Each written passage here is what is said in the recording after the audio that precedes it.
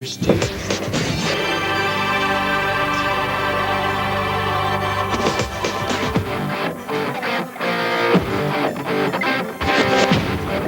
is one of the worst windstorms they've ever seen. Officers trying to push back protesters. White ball, goodbye baseball! Game-winning grand slam! This is probably the worst fire we've seen. The future is very much in doubt.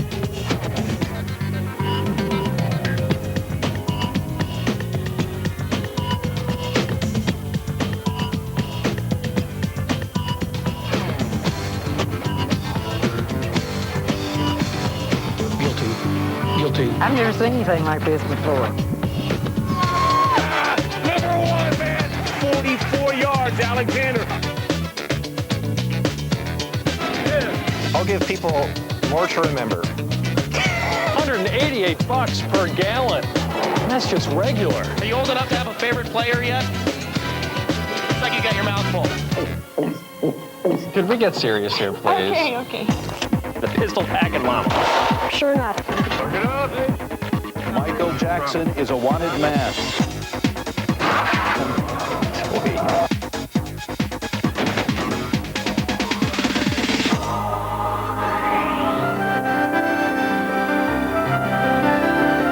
You would never know that I am homeless. She is truly a miracle baby.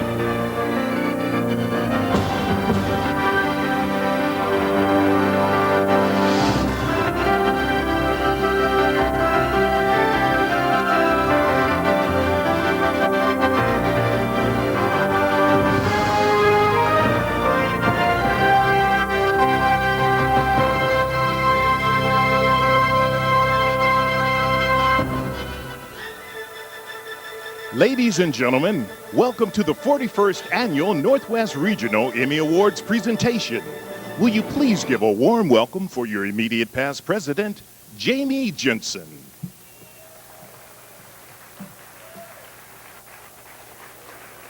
Good evening. Thank you. Welcome, as Cleveland said, to the 41st Annual Northwest Regional Emmy Awards. I'm so thrilled to be here.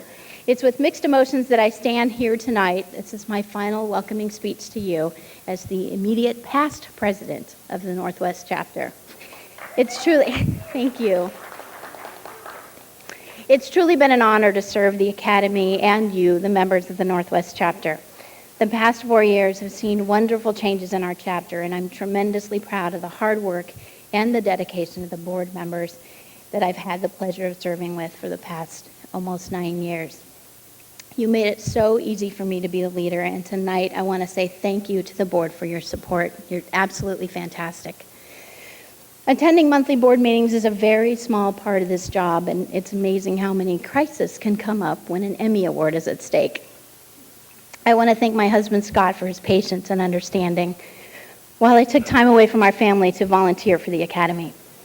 I've been on this board now for this chapter, as I mentioned, for almost 9 years. And in that time, I've had the pleasure of meeting some truly wonderful people, and maybe a few who weren't so wonderful, but mostly wonderful.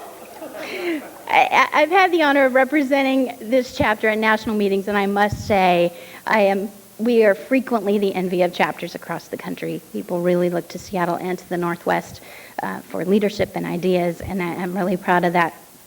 I'm proud of the accomplishments we've made in the past 4 years, and I'm proud of the growth, and I'm extremely proud of the outstanding group of people I've been able to surround myself with in this chapter. Tonight, I am sad that we've recently lost one of those great people. You've probably spoken to him and never knew it. He probably saved your butt, bacon, whatever, a couple of times when you entered in the wrong category, or didn't drop your tape off on time, or you didn't get your Emmy reservation in it on time. Alan Bevins was a mainstay in the NATAS office, and we lost him a few weeks ago to a long illness. At every Emmy Awards for countless years, it was Alan and his brother Jerry that lined these Emmy statues up perfectly, so everybody made sure they got the right one. Alan was family for this board, and he will be missed. As I leave tonight, I know this chapter is in great hands. You have a strong board in place, and only you can make it stronger.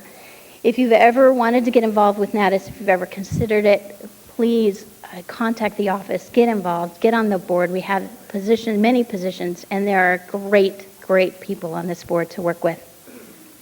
So many terrific things are on the horizon, and I'm looking forward to continuing to serve you and representing you on the National NATAS Board as the trustee for the Northwest Chapter. Thank you all for your kindness and support of me and the chapter. I'm eternally grateful for the opportunity. Now it is my great honor to introduce to you the new president of your Northwest Chapter and my very dear friend, and not my grandpa, but a new grandpa, Mr. Scott LaPlante.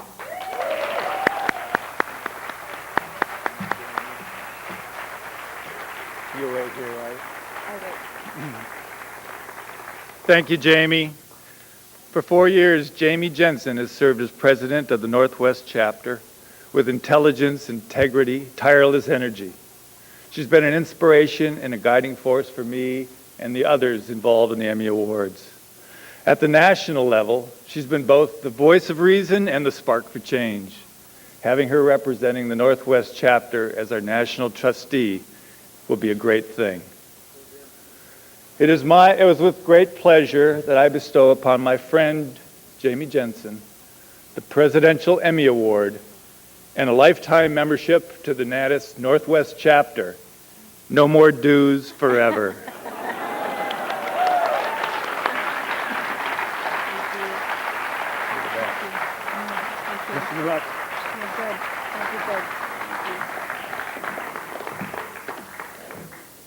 I'm honored to stand here before you as the new president. Nearly 25 years ago, I stood before this group.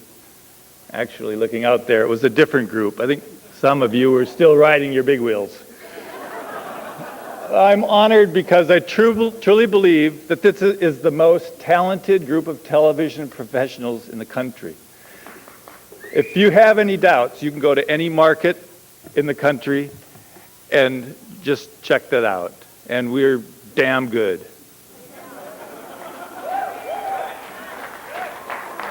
I want to thank you for your support, and I hope each one of you finds a way to become involved with the chapter. I want now to introduce the rest of your Northwest Board of Governors. I think you'll agree we have a very strong and diverse team. Please hold your applause until all the names have been called, and board members, please remain standing until all the members have been named. New members joining us at the board this year include Peg Achterman, Grass Valley, Dick Splitstone, Northwest Cable News, Walter Farley, Cairo TV. Walter's backstage directing tonight's program. Thank you, Walter. Jamie Kern, KNDU TV, is our Central Washington chair, and Laura Gustafson, Cairo TV, is our student chair.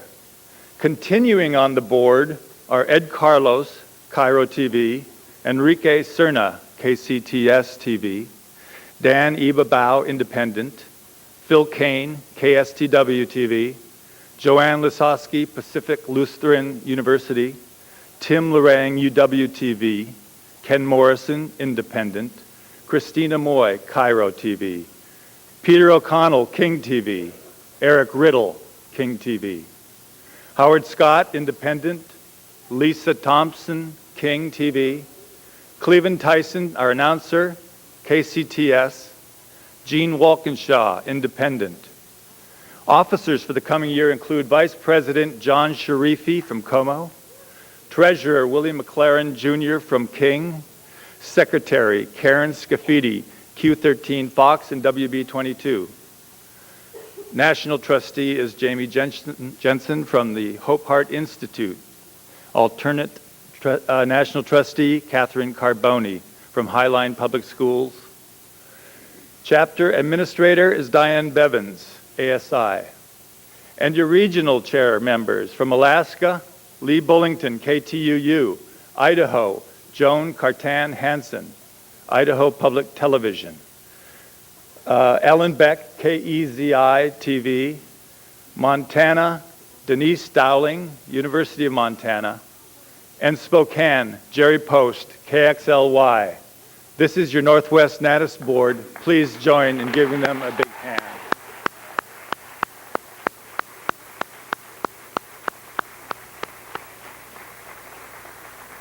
There is hope for my presidency. The directions were impeccable. Thank you for following them.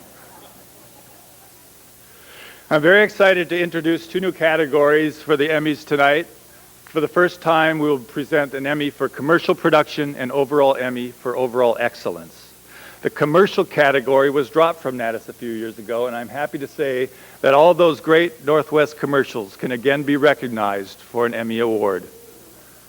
We have also created an Emmy Award for overall excellence. This award encompasses all facets of television stations, from news, production, community service, and commercials. It is intended to recognize the entire television stations for overall excellence in broadcasting.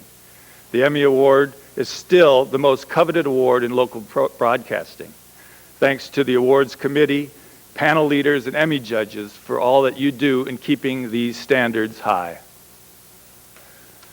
Before we get started, I wish to thank a few people. Bill Staten from Ovation Consulting for producing tonight's show, Cairo TV for providing the production crew, and KCTS for the production facilities, and also Bagley Wright Theater for treating us so well.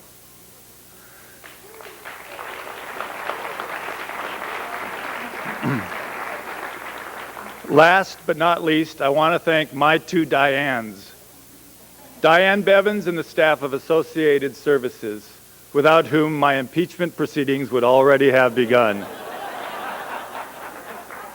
And Diane Duthweiler, my partner and soulmate, thank you for taking good care of me.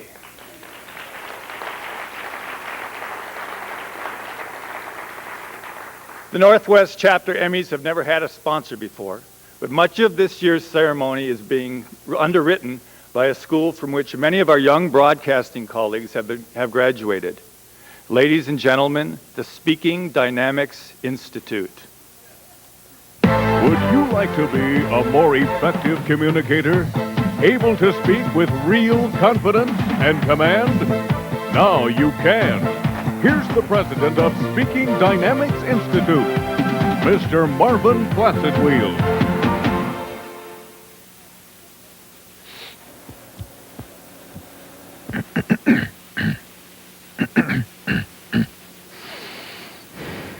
How are you? I hope you are doing very well, and that everything about you is going along just extra marvelously. Did you notice what I just said? And the engaging way I greeted you? Those are just some of the invaluable skills that you can learn if you come to the Speaking Dynamics Institute. Now, a lot of television weathermen have come to us to learn how to speak and to point at the big map at the same time. And we also teach actors how to move while still being able to deliver their lines in a way that is powerful and dynamic and skillful.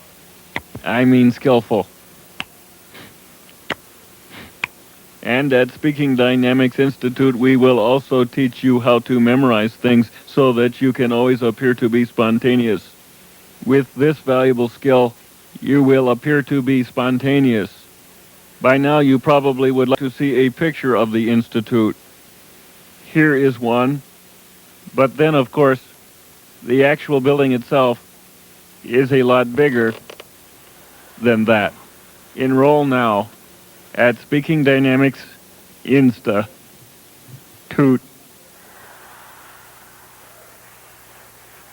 Ladies and gentlemen, please welcome your Master of Ceremonies for this evening, Pat Cashman.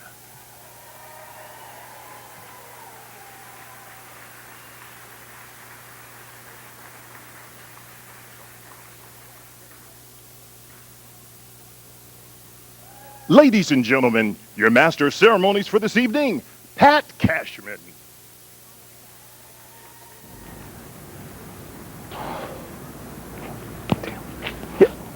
Yes, I told him. Yes, I told him of course I told him what time.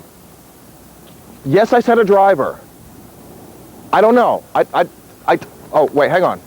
I think I see him. Yep, he's on his way. Pat! Come on! Come on! Pat, you're late. I know, Pat, you're late. Pat, we gotta go. We gotta go. What? It's 8 o'clock. I thought you said 7 o'clock. That's that. You've been introduced already. All right. They're waiting for you. No problem. Got my tux right here. We got no time. Come on. Come on. Go.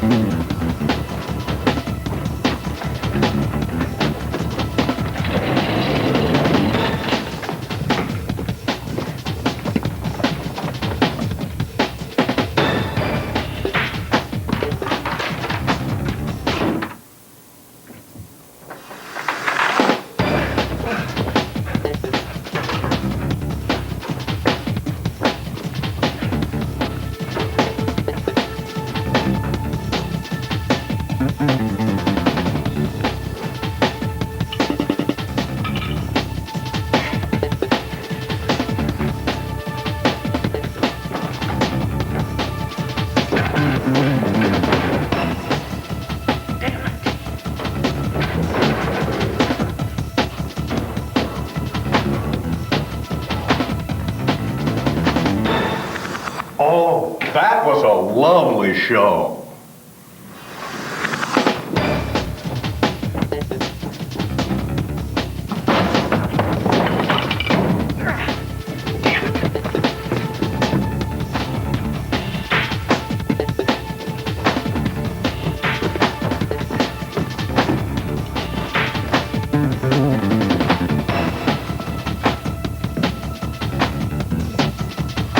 Ladies and gentlemen, please welcome your master of ceremonies for this evening, Pat Cashman. Thank you. Good evening. Good evening. That was convincing, wasn't it? Yeah. Great to have you with us. Whatever reason you are here tonight, if you're here because you are nominated for an Emmy Award, that's great. If you're here to support a colleague who's nominated and might win, that's wonderful. If you're a spouse and have been drug along tonight, that's great too. And if you are here just so you can do some backbiting and settle some old scores with bosses that you've had in the past, that's great too. Whatever reason you're here, we're delighted to have you at the 41st Annual NW Regional EMMY Awards. I do have some housekeeping notes I need to pass along before we get started. Flashbulbs are fine, but no photography, please. Also, no smoking in the theater itself. That's what the restrooms are for. You know that. And this is maybe one of the more awkward things about the evening, and I have to say this because you know it happens. Please, if you have a cell phone, would you please turn it off? There's some people who think they're so important. They've got to have their cell phone with them all the time. So that's what I'm talking about. I'm sorry, that's mine. Just a second. Hello. Not a thing. Well, no. This is Mrs. Ferguson, my babysitter. No, he's supposed to be in bed at 7 o'clock, and it is 7:25 right now. Well, you put him on the line. Yeah, I'll talk to him. Hello? What time are you supposed to be in bed? That's right. What time is it now? That is also correct. To bed, okay? All right. You put Mrs. Ferguson back on. Yeah, he won't be giving you any more trouble. All right. Bye-bye. My apologies. That was embarrassing. That's my son. He's so stubborn.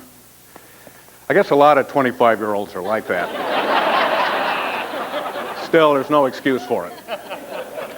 One other thing I have to tell you. I was lucky enough to MC this again last year, and it seemed to go pretty well, except there was one element that I guess didn't sit so well with a lot of people. We thought that it would be fun, periodically during the show, to play a little game of bingo with the audience.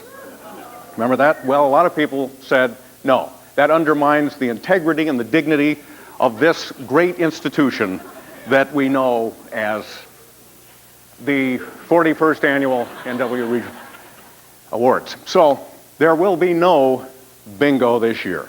No. I assure you of that, because we have this for you instead. Yes, everybody, it's Wheel of Fortune. You know how the game works. Now, those little raffle tickets you received earlier, you should hang on to those babies, because that's where we're going to get the numbers from, and you may come up on stage here and have a chance to choose from so many things. You might get a standing ovation. There's some money you might win. You almost got Kiss from Miss Seattle. Could happen for you. Questions for dollars. And look at this one right here. Where is it? Yeah, that one. If that comes up, you get to twist with me.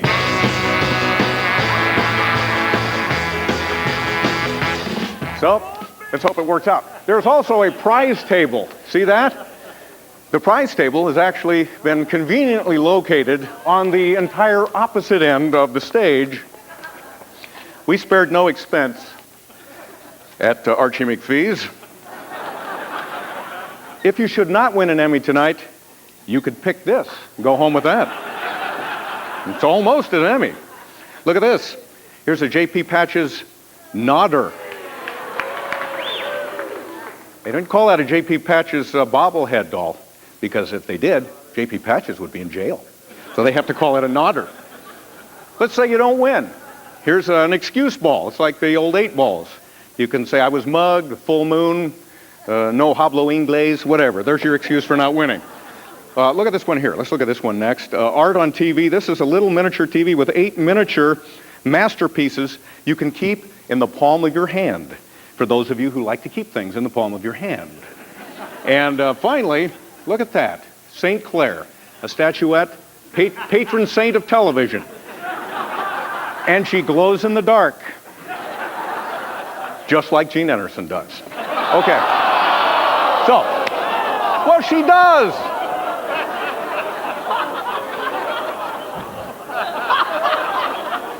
We'll play the prize wheel later. Let's take it away for now.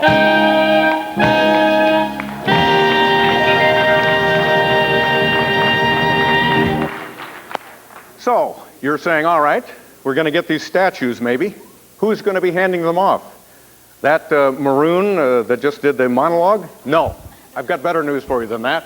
It's going to be Maria Knox from the Miss Washington program and Allison Porter, Miss Seattle 2004. There they are.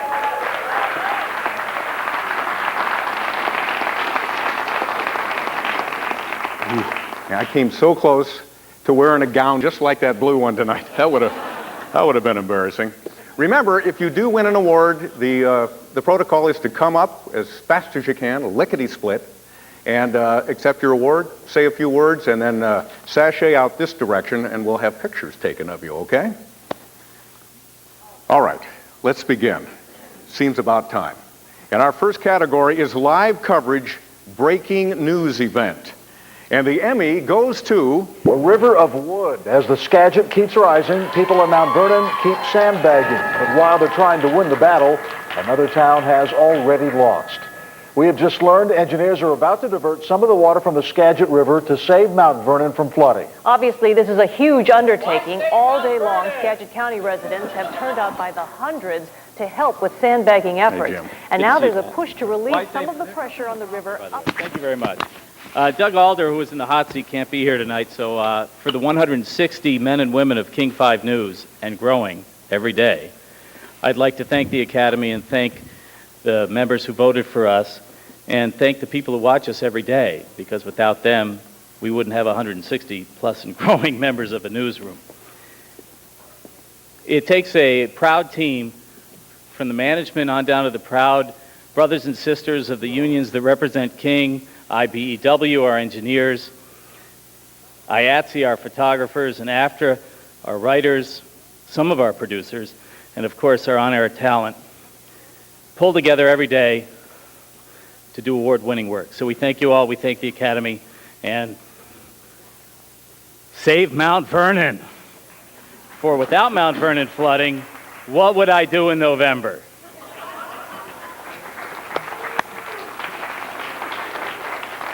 Thank you, Jim Foreman, who does the work of four men and gives the speech of four men.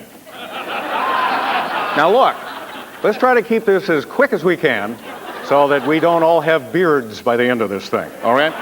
Unless you already have one, of course. Our next category is as follows. It is live news field reporting, and the Emmy goes to... Stands by, look, Daddy, here, and Daddy will find this young fella. Richard, take it away. Well, that's right. We've got folks from all over the country here right now. More than just a little bit excited that the Lincoln is going to be showing up in just a few minutes right over my shoulder here. Let's go ahead. I'm Ed Carlos, one of the assignment editors at Cairo TV. And one of the fun things at Cairo to do is, like this one, tell the reporters to go down to San Diego and swing by Hawaii if they could. But thank you very much for the Emmy, and keep watching. Thank you, ma'am. Congratulations. Next category, informational special or series. And the Emmy goes to... It is late on one of the coldest nights of the fall, temperatures hovering below freezing. Yeah, there's a guy in there getting ready to sleep on the ice-cold concrete. At least he's got gloves on. We catch a glimpse of another man. We learn his name is Rodriguez Escudi. He walks to keep warm. Everything he owns is in the shopping cart. Inside this cardboard box, Devon Watson. Okay. Who know me, and even people who don't, know that I have, well, they refer to it as an obsession with doing stories about the homeless. You call it obsession, I call it passion, and a little obsession. I really need to thank Jim Tellis and Bob Thronson, who embraced these stories, because I don't think too many news stations would give me as much airtime. And in this case, it was a half-hour show. And last year, I also did a half-hour show on the homeless. And of course, I'd like to thank my partners in this effort, Elisa Teal, who produced the show and went in and pitched this with me to Jim Tellis, and Darren Tegman, who did a phenomenal job editing this. Thank you. Hi, I just want to thank everyone at Como, and I want to thank John Sharifi for coming to me with this great idea. And he is one of the best. He is the best storyteller. Finds a unique niche in everything, and I want to thank Darren Tegman for editing the piece. I can't add anything to that. Thank you very much.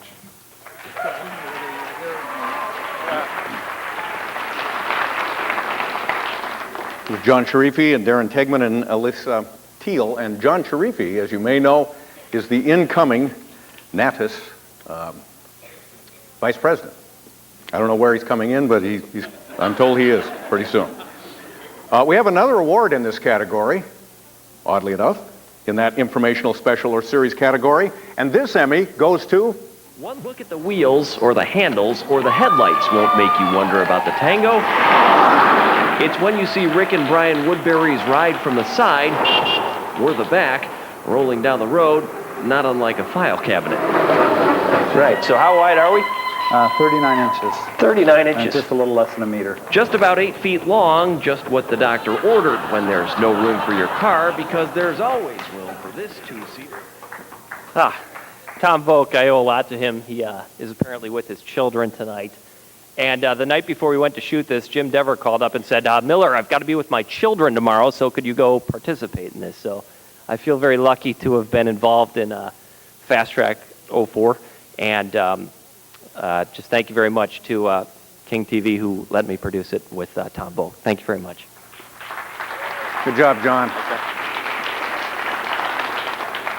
In fact, King TV is going to go to that vehicle for their new news vehicles next year. They'll get there quicker and get everywhere quicker. The next category is informational segment, and the Emmy goes to... It's just another day at the office for Rusty Hayton.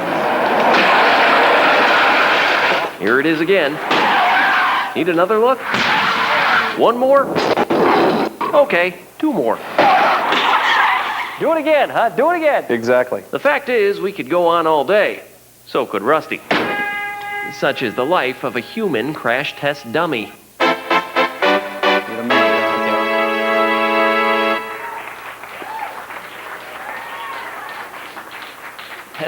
It's kind of embarrassing, but thank you again.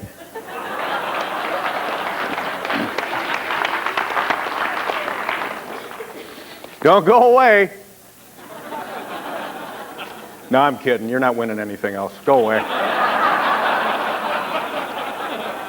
He just stood back there breathlessly. All right. Our next category, Children and Youth Program, and that Emmy goes to... The epic battle of wills rages on. Mom, the whole world's watching you. Go, go, go, go, go, go. One dive! One dive! We gotta beat him or we'll never hear the end of it. Tied up 2-2, the moms surge ahead. A bad throw, Garrett's mom, Jeannie, scores, and the moms take the lead. It has come down to one final at-bat.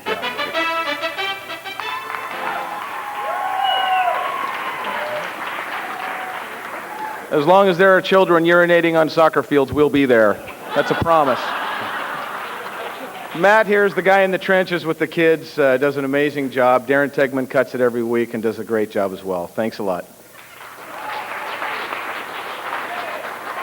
It's amazing to do something you love so much every day, and then on top of it to be awarded something for it. It's just amazing. Thank you. Congratulations. Eric's been doing a wonderful job with those little heroes stories for years, and intends, he tells me, to continue that franchise into the far, far future. Eric's old heroes. Again, with people urinating on soccer fields.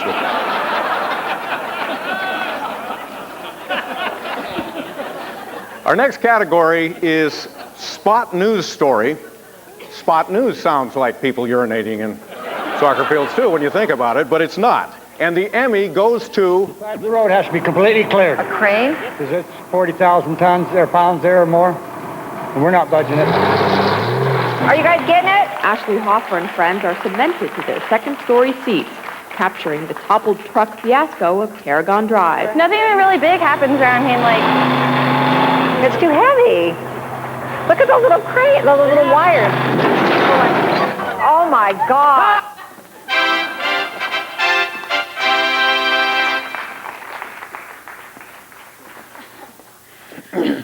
Well, if it were up to me, Rick Sir would be cloned and put in every newsroom in the world because he's been an incredible mentor, an incredible teacher, and he's a heck of a nice guy and a great friend, and he's taught me so much. And anyone who knows him, I think, would agree with me. So, gotta thank him. And I want to say thanks to my wife, first of all. She, 15 years she's been putting up with the news business, so she deserves this more than I do. And Ann, who every day she just pumps out a great script. You can't go wrong with it. So, thank you. Good job. Good news. Rick Sewell is going to be cloned. And you'll see that story tomorrow night on KXLY TV.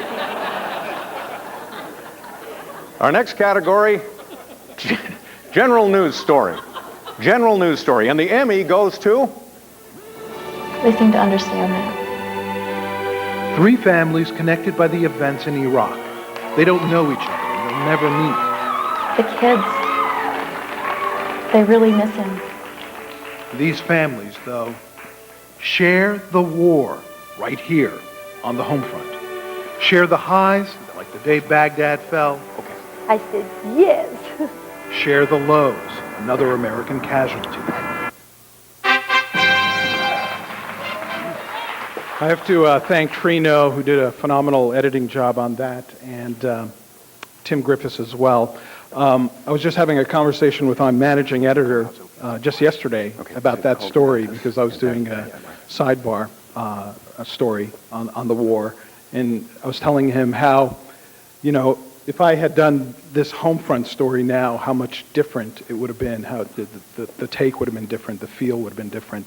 There was so much sort of hope and optimism. It's a different story now, but I appreciate this. Thank you. John, can you speak? I don't know if I mentioned it, but John Sharifi is the oncoming vice president of NATAS next year. Oh, is it that time? Oh, good.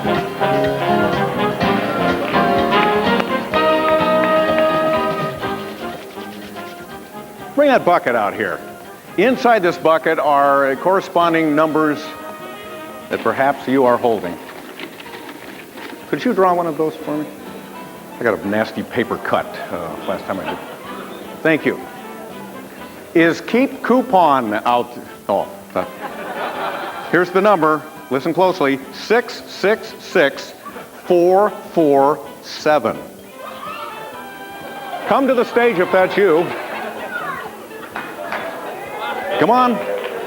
Come on down. Come on.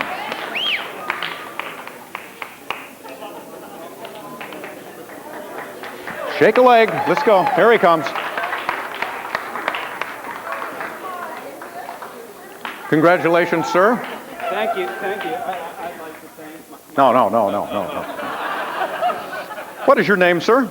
Mark Erskine. Mark? Yeah. And what do you do for a That's living? for you. Thank you, Mark. What do you do? I work at King TV with Evening Magazine. You do? Yes.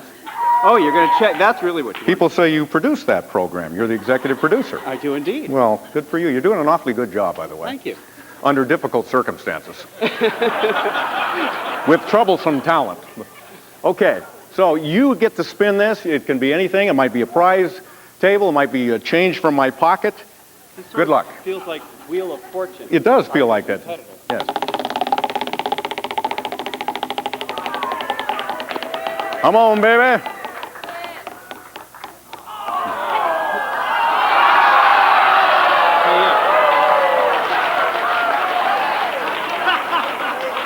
Dang it. Okay, I'm going to give you your original dollar back that you tried to give me. So there's that. Thank you. Plus, I think you'll find about 37 cents there. Please use it wisely. Thank you. Thank you, Mark Erskine, everyone. Untouched. And that's it for now. Wheel of Fortune.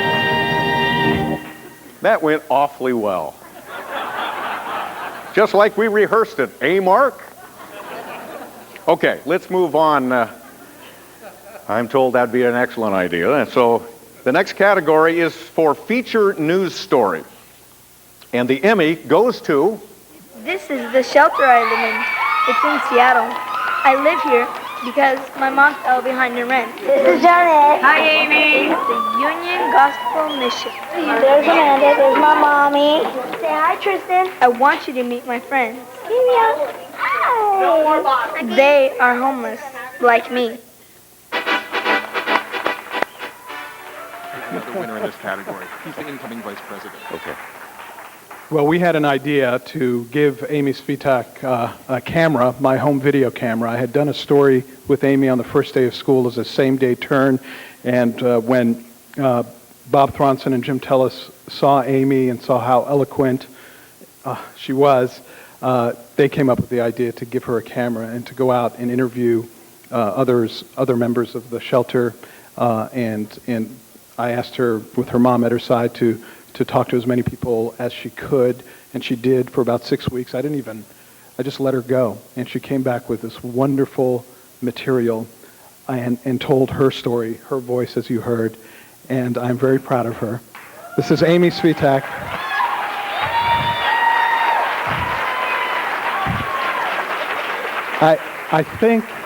I believe that she is the youngest person to receive an Emmy in the history of the Emmys at the age of 13 years of age.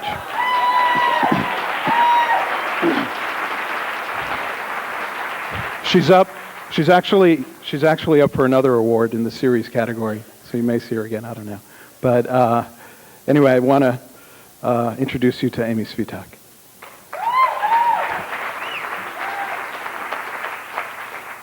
I I'd like to thank you all for this award. I'm thankful for God for helping me, for the Seattle Union Gospel Mission Program, and for John Sharifi on Como for News, and for being here tonight. I'm overwhelmed for winning this award and pleased to meet you all. Thank you again, and I give you my gratitude.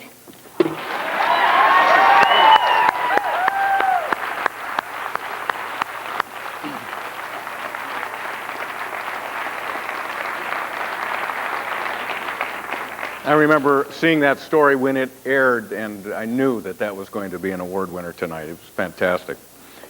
Amy, I do need to mention that that award is not a plaything. All right? It's very sharp.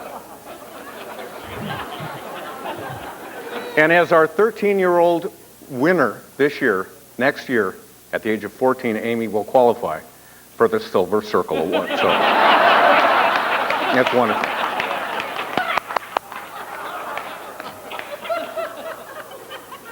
We have another award in the same category.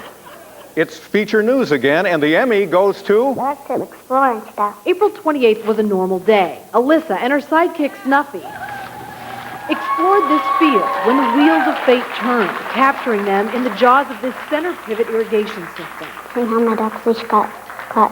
And when I just saw Snuffy get caught, I couldn't help myself and I just went after him. No, I tried to get out because I had enough room to get my arms out and head out, but then it was too late. Good job.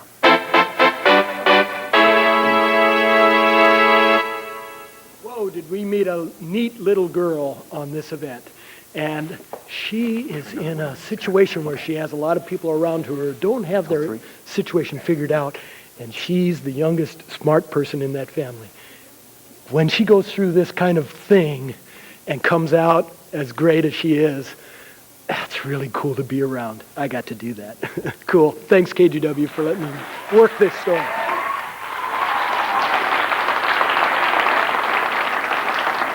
Very cool. Our next category is for Cultural Fine Arts Special or Series.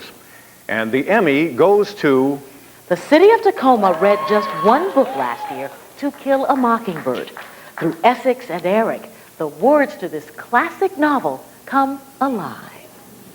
First of all, he said, if you can learn a simple trick, Scout, you can get along a lot better with a whole bunch of people. Fundamentally, it comes down to words. The words of a book that captured a nation's truth so clearly that it still rings with truth more than 40 years after it was published.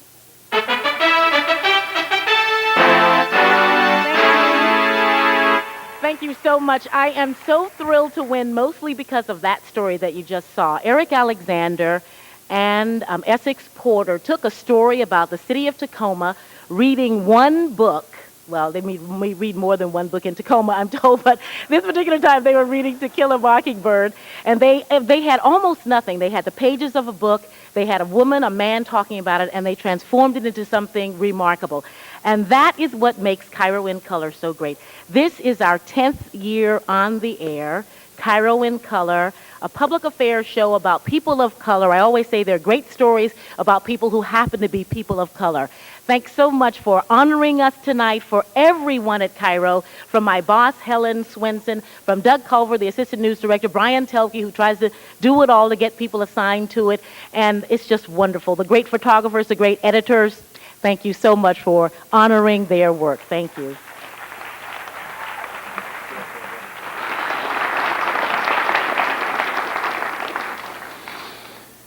We have another award in this category, Cultural Fine Arts Special or Series, and the Emmy goes to... Every emperor wants to leave a legacy. More than 200 years before Christ, the first emperor of unified China begins building a wall on what was then the country's northern border. It's meant to protect China from invasions. Smoke signals from these towers would indicate danger. But the wall does much more, growing longer and longer with each dynasty to become the world's first superhighway.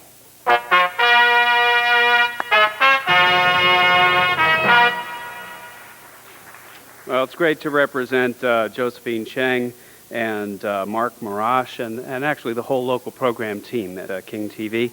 It's a great team doing both international travel and local travel as well. Thanks so much.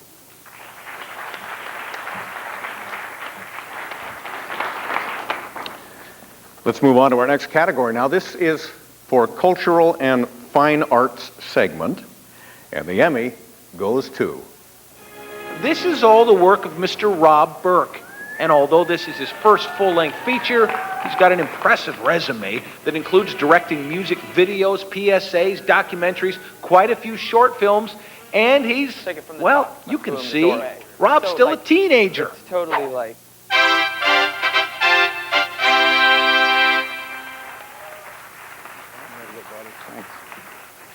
Thank you very much. I want to thank Eric Johnson. You heard him voicing that there. Don Lacombe came to me and said, there's a kid making a movie here in Seattle, and I think he might be a good story, and I think he was right. Thank you, Don. Thank you, Doug Irvine, who shot it, Mark Nazarino, who also shot portions of it, Trino, who did a fabulous job editing it. I want to thank Como for keeping my phone number and calling me every once in a while. I appreciate it. Thank you very much.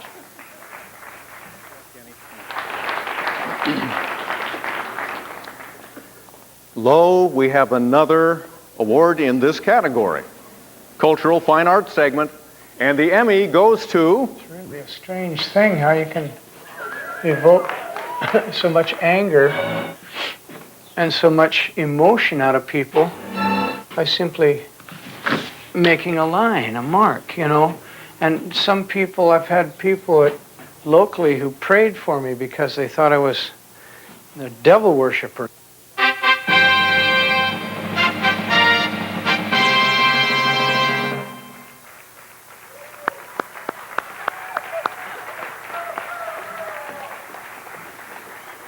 This is the best birthday present I could have gotten today. I'm really happy about this, but also because I'm so proud to work on Oregon Art Beat. I work with some of the finest photographers.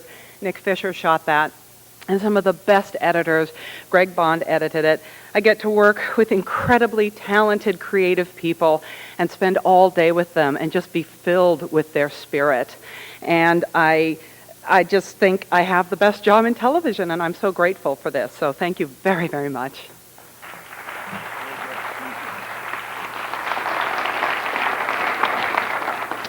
We have seen some fine work here already, and there's more to come. Ladies and gentlemen, as you know, what we're all about here tonight, of course, is celebrating the finest moments in television over the past year, the moments that made us proud to be broadcasters. But sadly, there are other moments, different moments, moments that make us not so proud. These are the things, frankly, we'd rather the public not know about, the things that we call Northwest Television's awkward little secrets. Let's take a look at one of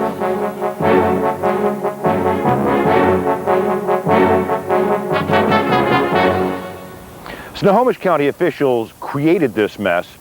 They damn well better figure out a way to fix it. Got it? Good. Cool.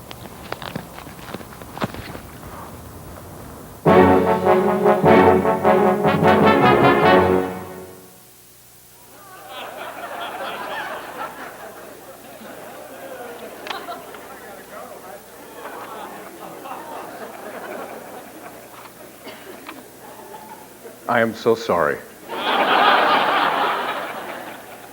that you had to see that.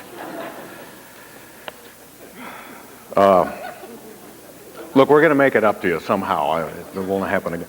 I will say this. He has rather attractive breasts for a man, but that was still no excuse. All right, so let's move on to our next category. Documentary, current issues, and the Emmy goes to... We have motor vehicle accidents, but our biggest source of severe head trauma is livestock. We see far more head injuries due to horse accidents. One thing that I had never seen before I moved here was a chainsaw accident. Always practice in a bigger city, but I've seen chainsaw accidents to literally every part of the body, and that was something I had to get used to and learn how to handle. Hey, thanks. I'm Eric Kane. Thanks to Mike Midla, the phenomenal associate producer on this program, who's sitting out there somewhere. To Todd Sonfleet, who shot and edited most of it. To Bruce Barrow, who, as editor, brought this puppy home. Randy Layton, who did all the sound. A lot of people worked on this. It's a neat program, and I, too, am grateful to be working at Oregon Public Broadcasting. Thanks.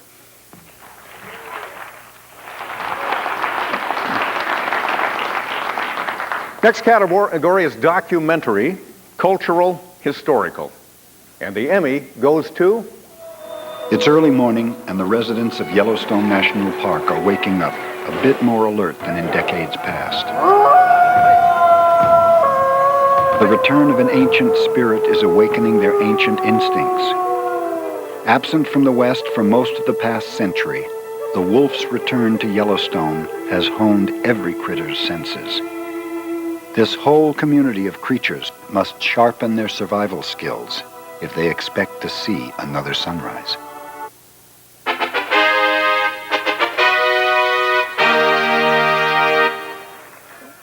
Thank you. Obviously, I'm not Peter Coyote. There are many times I wish I was. I have worked on many documentaries with Sharon Howard and Michael Rosen. They couldn't be here tonight. On the birthday theme, they're out celebrating Michael's birthday tonight. What a couple of talented people they are, though. Sharon, extremely talented producer. Michael Rosen, a phenomenal photographer. They just wanted to say thank you.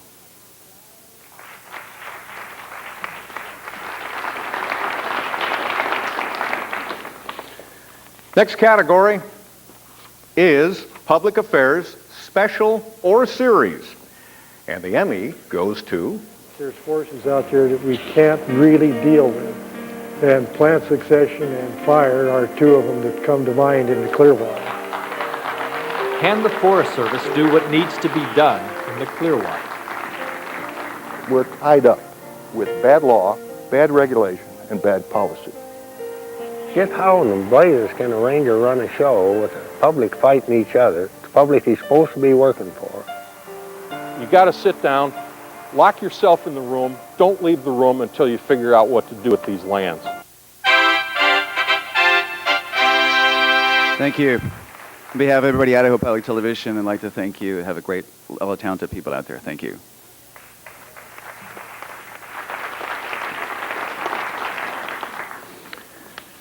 Okay, let's move on to our next, and thank you for coming all the way over from Idaho for that thing, too. There's a paved road now, I heard, over from, which is great. It's great. Our next category is public affairs segment, and the Emmy goes to...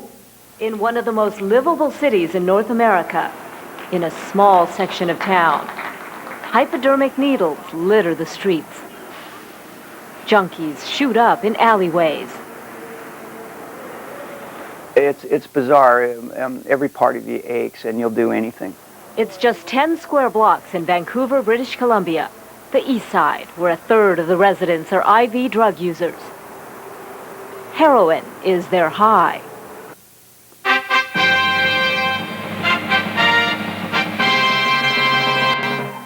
I just want to thank Tom Bishop, who didn't mind hanging out in a seedier section of town, and also everybody at Evening Magazine that just makes these things so special, and this woman right here, Megan. I just want to thank everybody at Evening Magazine, especially Joan Kinsley, who let me come along on this story. It was an amazing story, and as an intern to go along, it was fascinating to see her work in action and to learn a lot from her. Thank you.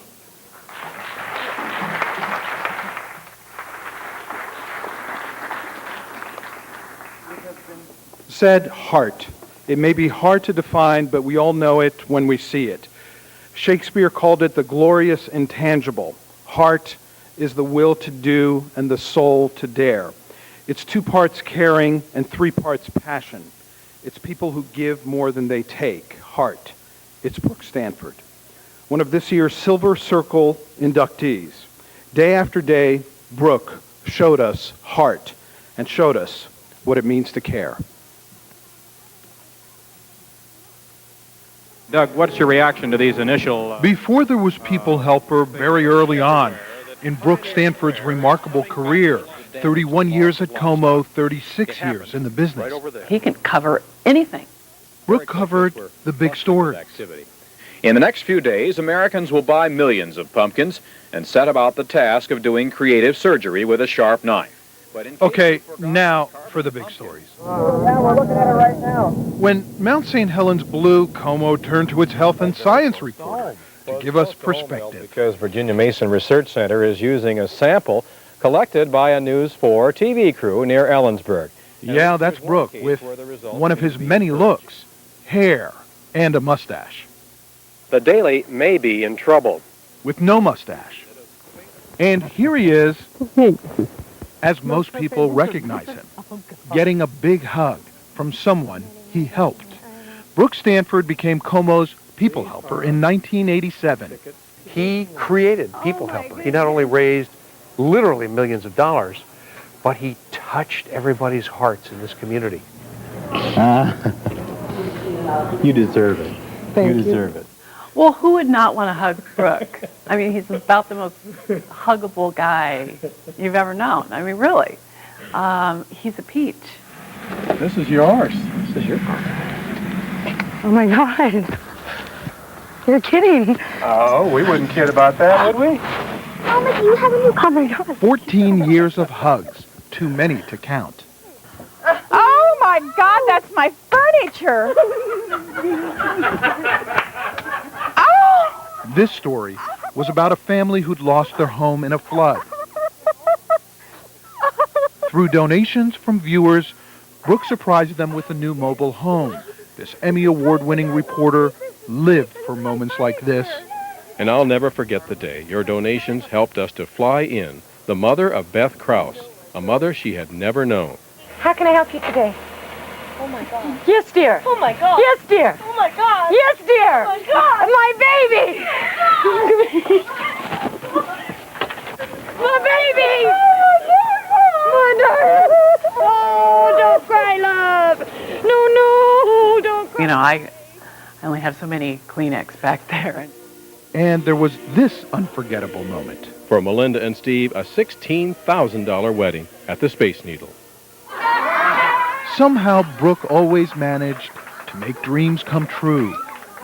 This is exceeding all of my fancies, nice dreams.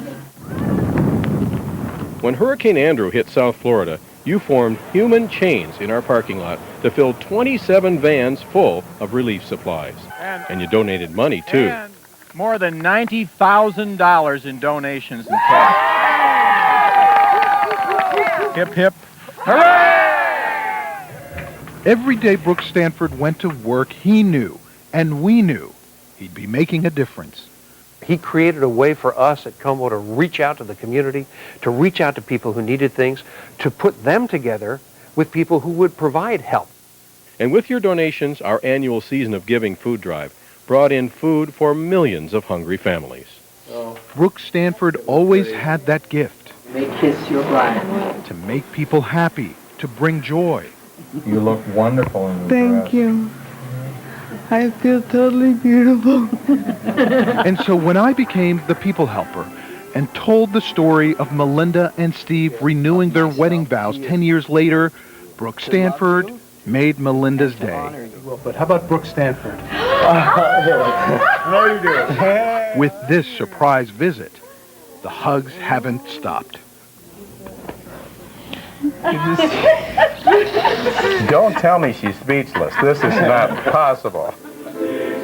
And I recently had the pleasure of interviewing Brooke when the Seattle Men's Chorus celebrated its 25th anniversary. Brooke, a proud member, on the other side of the camera this time, reflecting on how AIDS took its toll on fellow members, his friends. I'll tell you, there are a lot of them that I knew. A lot of them I stood next to, you know. We say to Brooke tonight, Thank you very much. thank you for the stories. Surprise! Thank you for your help and heart. Thank you for your compassion. Need a place to sit down? Here's a good place right here. Oh, man. And Lyle Shepard thanks you. His dog chewed up his false teeth. So we found a dentist who made new ones. That is good. Everything cooked okay? Great. Oh, he's having a ball here. Lucky Lyle to have met Brooke Stanford, this year's recipient of the Silver Circle Award. I mean, I can't think of anybody who deserves this more. That's your cue, Brooke. Say it. Go ahead. Brooke Stanford, Como 4 News, People Helper.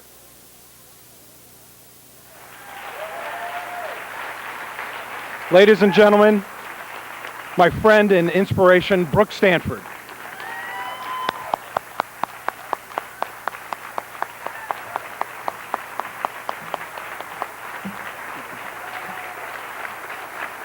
Thank you.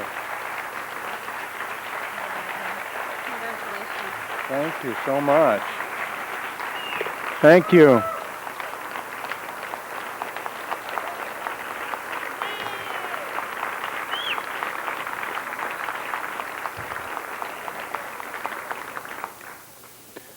Well, I always said my job description was to make Kathy Gertson cry.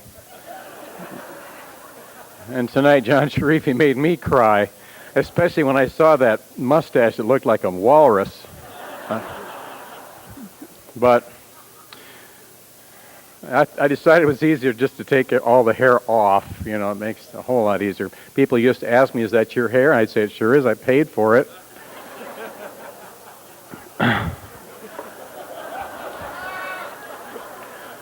But I want you all to know just how honored I am to be included in the Silver Circle. Though when I heard that at first, I figured it simply referred to the color of my hair, if I had any. But I do feel so blessed to have spent 35 years of my life doing what I did, and even more important, doing it with the most interesting, challenging, and talented people I've ever known. I've always said to our profession that we come to know a little bit about everything and not very much about anything. But it was always interesting, and it was never boring. In my first job, I got to be news director for the one and only time in my life. That's because the news department was me. At KOMW Radio in Omak, Washington, which we affectionately dubbed the voice and the only choice of the Okanagan country.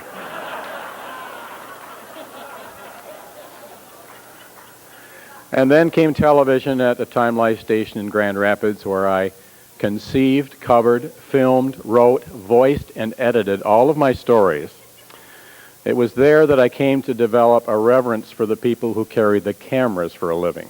I would never take them for granted again.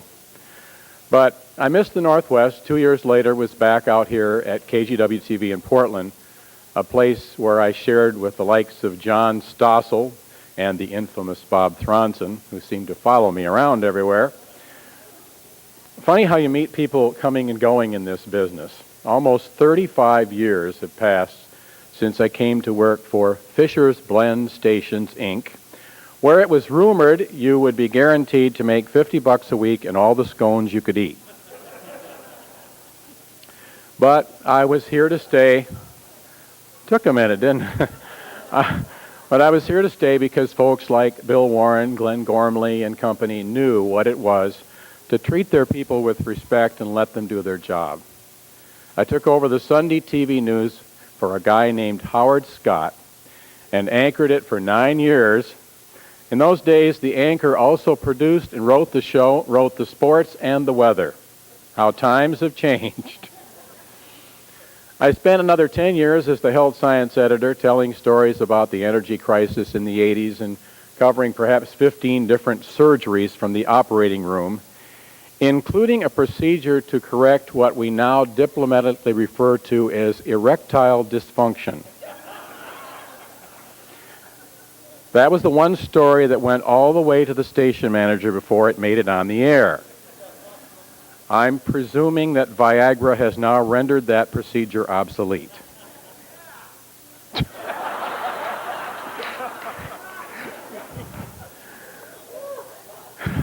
And then along came a guy named Jim Boyer who had an idea. Brooke, he said, I want you to go out and help people. And so began the People Helper, as we enlisted our viewers to help other viewers in crisis whether it be a fire, accident, illness, or in one case, that man whose dog chewed his dentures to pieces. At first, I wondered, gee, will our audience be able to afford to watch Como anymore? Since we were always asking them for money. In fact, viewers wrote to thank me, and over my 13 years as Mr. People Helper, sent more than $9 million in the process.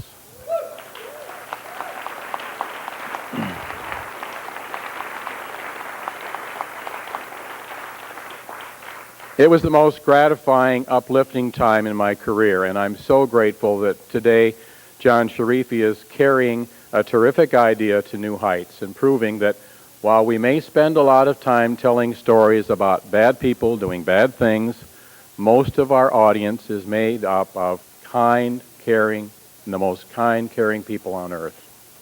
And I must give credit also to the imaginative, skilled photographers of Como, whose pictures helped to make my stories persuasive enough to get the results we needed to help someone in desperate need and make Kathy cry. So again, I thank you for honoring my work, but I insist on sharing this honor with a lot of people, especially the people of the Northwest, who already knew what I learned in the process, that the person who responds to our stories gets a greater reward than the person they reach out to. Thank you very much.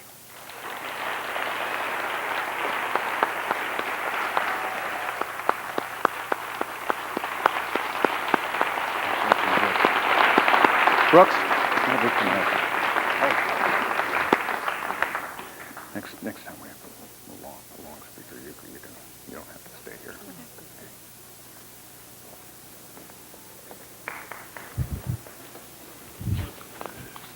I was just informing them that next time we have a speaker of some duration, they could go sit down for a while. They didn't even budge. It's incredible. As you just heard, Brooke Stanford has been involved with the Seattle Men's Chorus.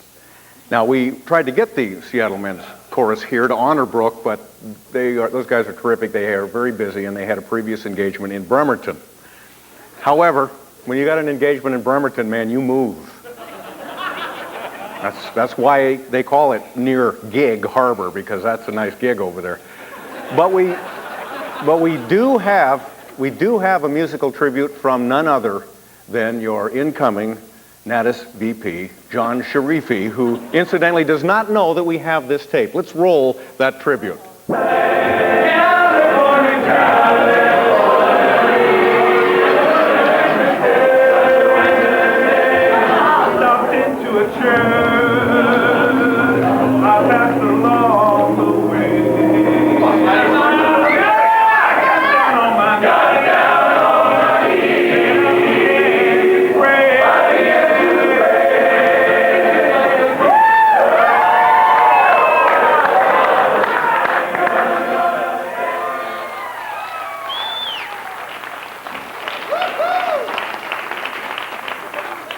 Congratulations, ladies and gentlemen of the Academy. That is your new Vice President.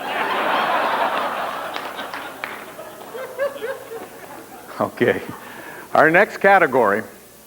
By the way, John, somebody said they want their car upholstery back. Make that possible. Our next category, same-day news story, and the Emmy goes to... Whenever an earthquake hits, the question is always, did you feel it? No, I didn't. The earthquake? No, I didn't. When you're a reporter... Can I talk to you? Asking that question, did you feel it? You never want them to say... No, I didn't. Sure didn't. You didn't? No. No. No? No. Nothing at all. So here we were exactly where we should be, at the earthquake's epicenter in Carnation. There was an earthquake. Panhandling for interviews. Yeah, there was. Where? Here. When? 7:01. I didn't feel it. That was about the only time that I had the lead story from last year, actually. I was working night side, and the big earthquake hit. It was, as you saw, 3.5. And I was the lead, and we were doing a sidebar team coverage. And so I went around asking people if they felt it. But the more important question was, were you scared? And went around asking everyone if they were scared, and no one was scared. So I'd like to thank Scott Hobson, Ethan Morris, who encouraged me to tell this story in this way. And I feared that I was going to be in trouble the next day, but I wasn't. Thank you.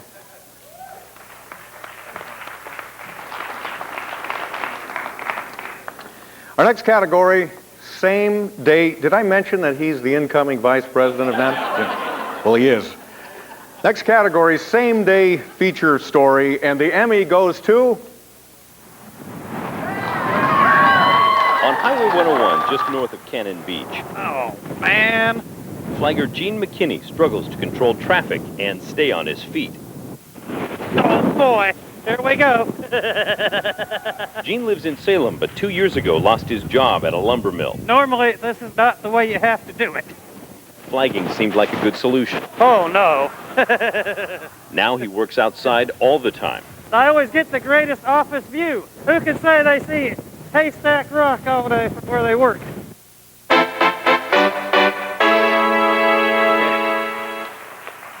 I always like to first thank my wife, who understands why I get home late sometimes. So thank you, Ange. And this is just one of those lucky stories we came across on our way to doing a different story. So, and Pat, the reporter, is working tonight. So thank you very much. And I always like to say, go Cougs, for all you Cougs out there. So thanks.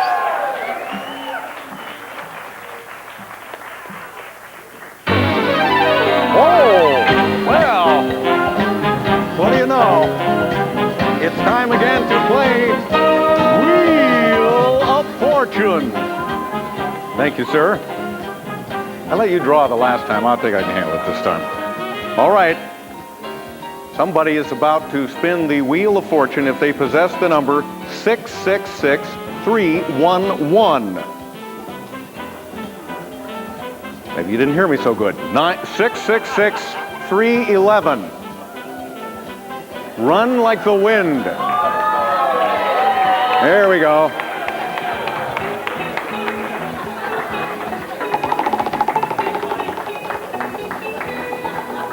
Take your time, no hurry. They'll be serving breakfast here pretty soon. Congratulations. I'm not even going to check. You look honest as can be. What is your name? Lynn Redlin. That is a lie, and you know it. All right. Lynn, you have the opportunity to spin the wheel. Good luck. I want your change. Luckily, I did reload with some change, but it doesn't look like that's coming up for you. You're going to the prize table. Come on. All right. You saw these magnificent items. I wouldn't want to be in your high heel shoes because it would be hard to choose right now. My husband won the Emmy. I get this. Good for you. Well done.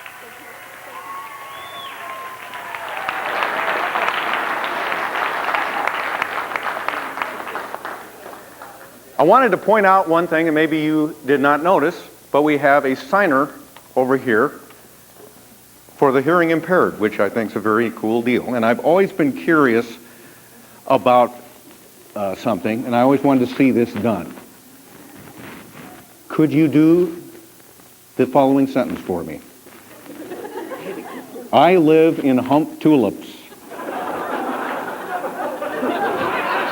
Okay.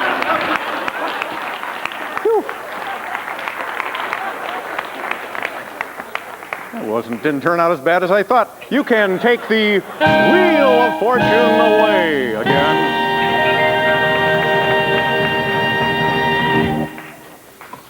That wheel is so round. It is so very round. All right, let's move on to our next category. This time, it's news series. And the Emmy goes to... We prayed for the safe return of our soldiers. We wanted them home. These men and women who make us so proud to be Americans.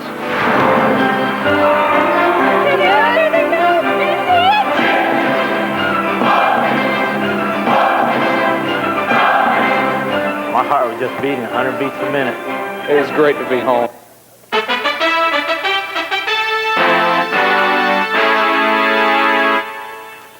I'll make it quick. Thank you, Chad Ross and Trino. Thank you.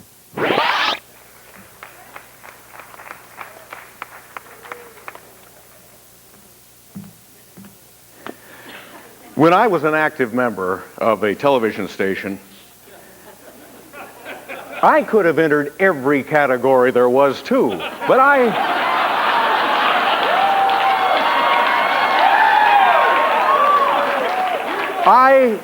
was restrained in that way. Oh, how times have changed. I'm just jealous, and you know. Our next category is Sports Special, and the Emmy goes to... Play ball!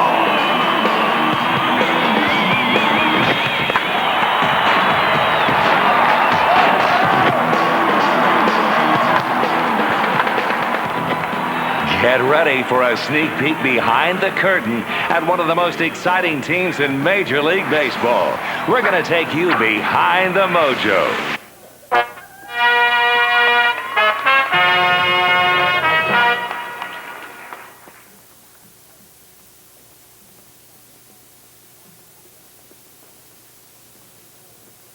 This piece aired back in the good old days when somebody gave a rat's patootie about the Seattle Mariners.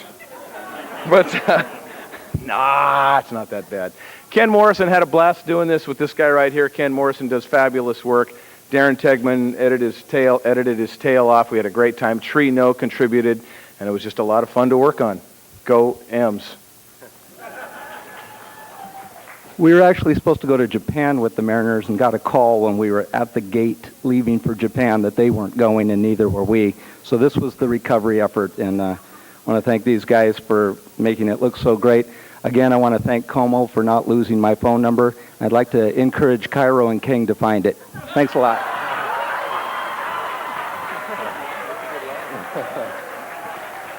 I also want to thank Trino, who contributed a lot to this, and also Matt Stannard, who did a lot of the shooting for this, but was not on this list, but he should have been. So thank you very much, and James Owen, thank you. And yeah, thank you very much.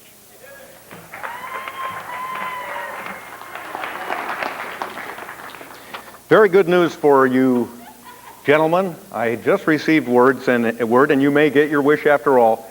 It was just announced tonight the Mariners are going to play the balance of their season in Japan. So, lucky you. Our next category is Sports News Story. And the Emmy goes to... In an age when most pitchers can throw a baseball through a Brinks truck, Jamie Moyer tosses up butterflies. He lobs cotton balls. Jamie kills you softly. Well, I think I'm probably one of the few people that are left that, throw with the, that type of style, the softer type of pitches, the off-speed pitches, and you pretty much try to spot your fastball.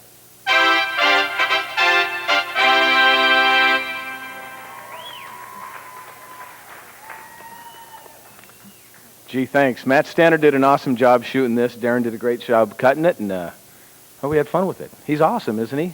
Go Mariners. Thank you. And go Cougs!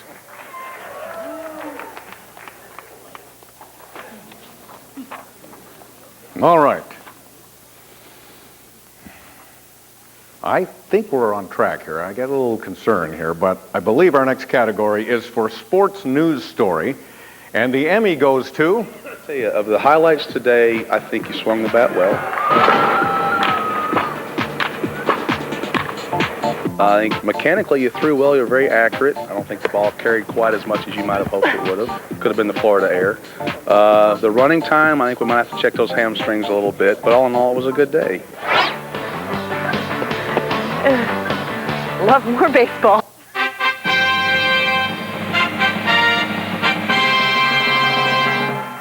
That was my brother smacking me on the ass there, and I was lucky enough to con him into going. When you say short speech, is that like when my husband says, don't be late? Is it sort of take it relatively? Okay. Thank you very much. First, I want to thank Fox I started at Fox as an intern, and then I was a reporter, and then I was a weekend anchor and a weekday anchor. So first and foremost, thank you very much, Fox, for giving me the opportunity and flying me to these places to do those things. Mark Shukin, our GM. Tom Pure, thank you not for hiring me. Thanks, Tom. Todd Mossberg, Brian Clapp, thank you very much for all your hard work. The producers that have to deal with me on an everyday basis, Dave Reese, Ross Miller, thank you very much. And last but not least, and it's the most important thing in the whole entire world to me, is my family. My husband has to eat dinner every night at 11:30 at night. We watch a movie and then we go to bed about 2 or 3 o'clock in the morning. My mom's here, and my stepfather and my little sister here as well tonight. Thank you very much, you guys, for being here. I appreciate it. And also, my in-laws are here, and they are sort of my family away from my family because they're out of town. So thank you very much, Judy and Russ, for being here with me tonight. Thank you.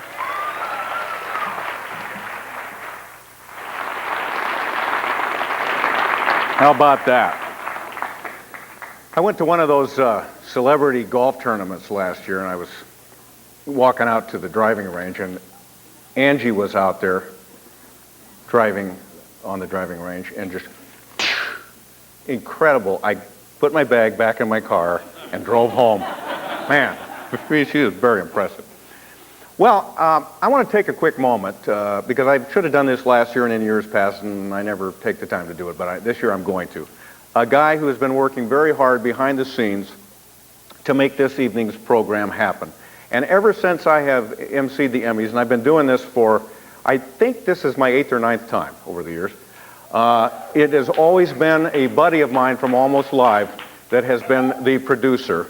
And I told somebody, if Bill Stainton does not produce the Emmys, then I will be forced to work with another producer instead. Here's Bill Stainton. I want you to see him. Thank you, buddy.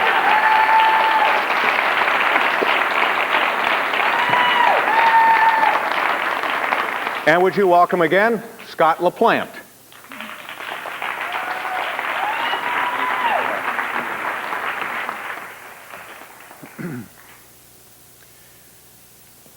My vice president, John Sharifi, was getting so much face time, I asked Pat if he didn't have something else I could read.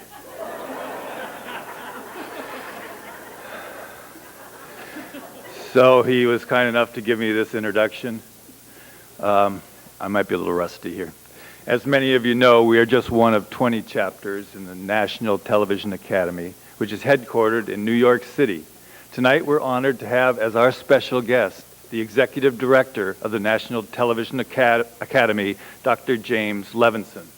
Dr. Levinson has served on the boards of the Corporation for Public Broadcasting, Time Warner, and is an adjunct professor of international broadcast theory at New York University. We're very pleased that he could be with us here this evening. Would you please give a warm welcome to the Executive Director of National Television Academy, Dr. James Levinson.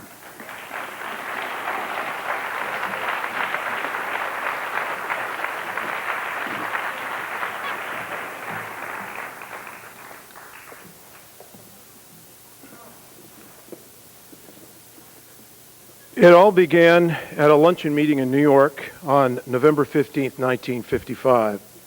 A group of 50 leaders in the television industry attended the meeting: broadcast executives, program producers, performing artists, directors, writers, craftsmen, and other broadcasters. Concerned about the future of television, which had only recently captured the attention and loyalty of the American public, these industry professionals began working to ensure that only the highest standards of excellence would prevail as television developed. This group of interested television professionals doubled within 2 weeks to become the Committee of 100. Bill, how much longer? They were committed to creating a National Television Academy. No, my microphone's off. It's a commitment that I know you all share today. Blabbermouth going to keep talking. But let's not get ahead of the story. It sounds like he's been on this for 50 minutes already. This chapter wouldn't enter the scene for nearly another 10 years. And there's I'll go out there and stand next to him, and maybe you'll get the idea that he should wrap it up. By June 1957, a merger of the 3,000 members in New York and Hollywood became the National Academy of Television Arts and Sciences. It was a landmark That did moment in the nothing. history of television. Oh, my God, he's just winding A up. moment that continues to this present day and this present ceremony. Okay, this time I'll here make tonight. sure he sees me. Okay, But that's not the end of the story. Since those heady early days, there has been extraordinary growth in number of members, member of chapters, and in the depth and breadth of programs and services. Membership has multiplied to more than 13,000, making the National Academy of Television Arts and Sciences the single largest television industry professional organization in the world. He's going to It's an go on for accomplishment that 2 we hours. all The audience can be is going to proud be of. gone. The driving force come up with something behind else. this organization is the same that was articulated at its beginning. In the National Academy of Television Arts and Sciences, we have a mighty arsenal of energy and know-how, all aimed at bringing television and everyone in it nearer to the realization of its great potential. Not only the television industry, but the American people also are the beneficiaries. The American people are But going to leave that's this country if that guy continues. But that's not the end of the You gotta story. do something. The National Television Academy is dedicated to the advancement of the arts and Okay, that might sciences work. of television and the promotion of creative leadership.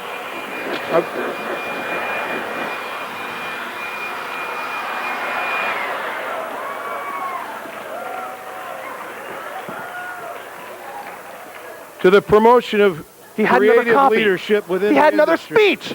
Son of a bitch! It recognizes excellence in television with I a got another coveted idea. Emmy Award, which is why This is we're all death. gathered here tonight. But that's not the end of the story. The National Television Academy comprises 20 chapters in cities across America. This, the Northwest chapter, is just one of those 20. But your chapter is an important part of the Television Academy story. I'm pleased to have the opportunity to be with you today and to share Pat, with you nothing's these working. brief remarks. Brief I remarks? wish I had more time. He wishes he had more to tell time! you about the Academy's fascinating history. But as they say, that's it. The show must go on. So in conclusion, I'd like to leave you with but two pieces. Ladies and gentlemen, thank you and good night.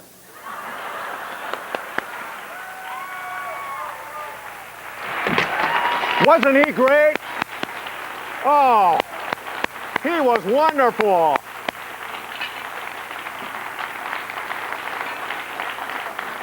Could you bring my little book back out here? He was wonderful. You know, we are going to have him back. He was a stem winder. Nicely handled. Thank you. All right. God, I could have listened to him all evening, but we've got to move on, and our next category is sports anchor. And the Emmy goes to... Well, with the Mariners fading of late, it's been interesting around here because all the talk over the last couple of weeks has been the Seattle Seahawks, and what a story they have been. We're going to recap the first 3 weeks of the season. It started against the New Orleans Saints, and Corn Robinson of the offense got hot in the second quarter. Touchdown for Robinson, but the story and the theme really throughout the early portion of the season is a defense led by Ray Rhodes and players like T.K. O'Keefer, the huge interception and the big plays. It doesn't get any bigger than this. Suddenly, the league was aware of a new headhunter by the name of Kenny Hamlin. 27-10. Hawks win in week 1.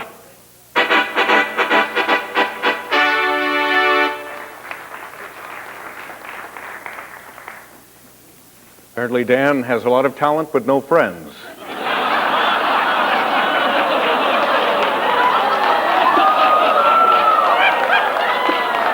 Isn't anybody going to come up here and accept his award?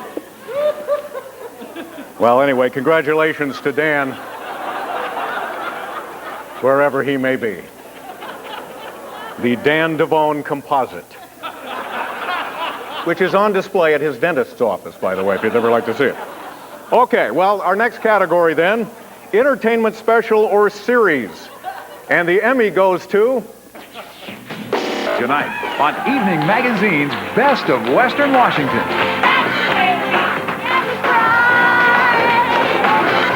You voted for your favorites in record numbers. We won. We're big winners. We're winners. We're winners. And now the history-making results with host John Curley. Tonight, the best look even better as we present the winners in high-definition television for the first time.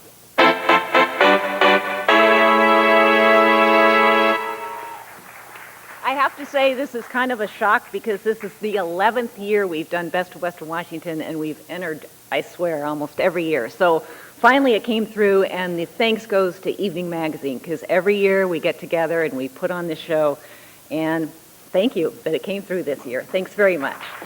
Thanks, Joan. Delighted to tell you we have another winner in this category, Entertainment Special or Series, and the Emmy goes to... John Curley's back on my show. John Curley's here again. Last time I was here, I won $49,000. I give everybody nicknames, and I call him Big Head. Tonight on Evening Magazine, John Curley returns to Hollywood Squares. Oh my God, he's back!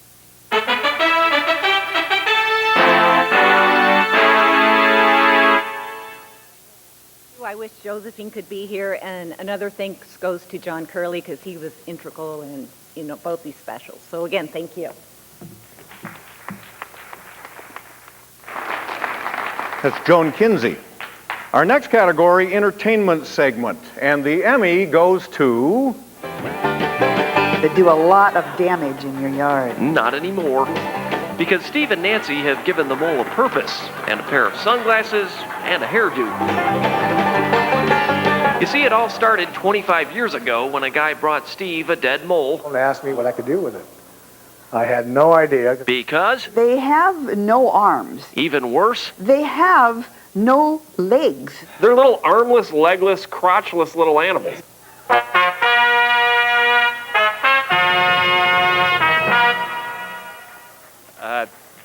I'll just briefly say that when we decided to go to Puyallup to talk to a couple people who take your garden variety weasel type thing and spread its leg and shove cotton up its butt, I never thought I'd be here to share it all with you, but that is my job, and thanks Tom Volk for doing a great job shooting it, and Evening Magazine for letting me do it. Thank you. Good job, John. There's a delegation from PETA waiting for you just outside this. John, I can't imagine what they want. Our next category is a musical composer, and the Emmy goes to...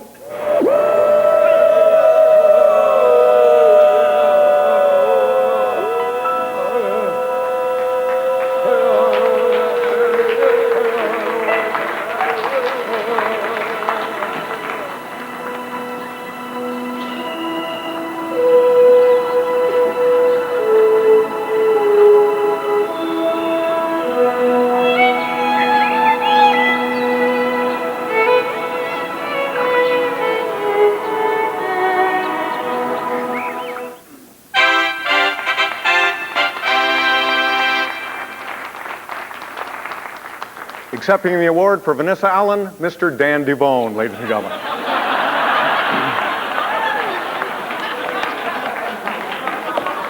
Oh, well.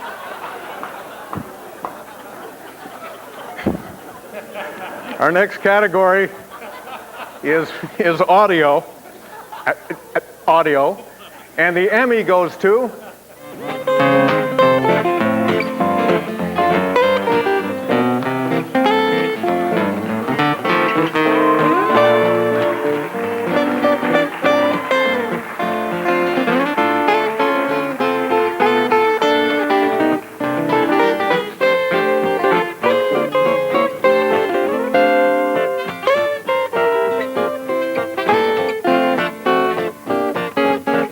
If somebody has an idea and somebody else doesn't like it, does that ever happen?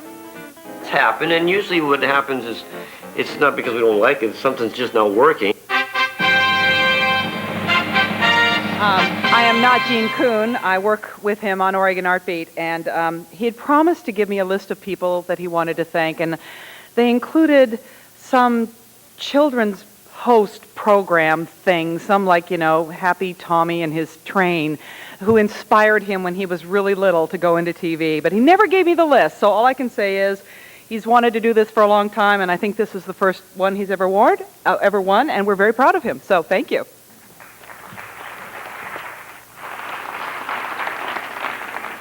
We have another award in this category, too, audio.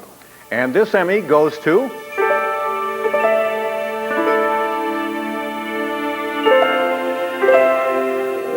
It's February and well below zero in northern Minnesota.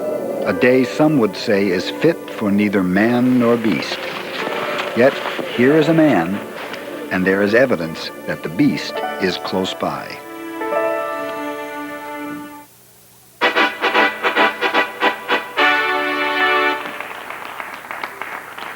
Well, if you have ever worked with an audio engineer, you know that they are not even conscious this time of night on a Saturday. So we'll make sure they get that award anyway. Our category is next news now, continuing coverage. And the Emmy goes to... From VFA 139, they fly in support the EA-6B, a radar jamming jet designed to knock the enemy systems off the air at the beginning of an attack. Like most on the ship, the men and women in the squadron have worked long, hard hours. Many have not seen their families in more than 8 months. Recently, we shot video greetings with loved ones back home. Now that we're on board the Lincoln, we had a chance to play those greetings for the crew, including Ryan Stauffer, who grew up in Portland.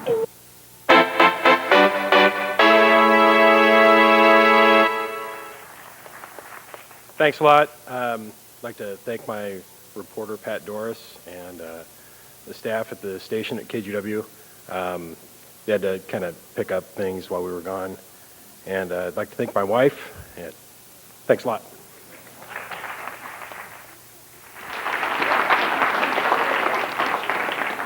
Next category, news specialty reporting. And the Emmy goes to... Vic Lim is the Van Gogh of fake airbags. Our undercover investigation discovered his shop has fixed hundreds of wrecked car interiors, cutting out previously deployed airbags, then gluing the shells back together. What's the secret there? Just filling them up, just sanding them, just filling them back up, sanding them, smooth it out. Lim is surprisingly proud of his cosmetic fixes. He leaves nothing inside the airbag compartment, yet most consumers can't tell. Chris is back in Atlanta tonight at the Investigative Reporters Convention, but he did ask me to let everyone know that he is very proud to work for a station that will allow investigative reporting, and he is very proud of a corporation that stands behind its journalists when things get tough. Thank you very much.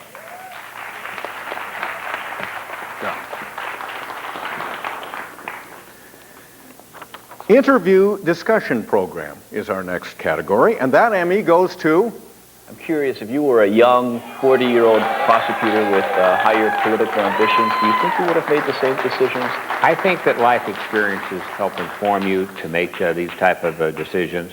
And I think that 76% on the poll, that was my first reaction too. It said no, it screamed out at me.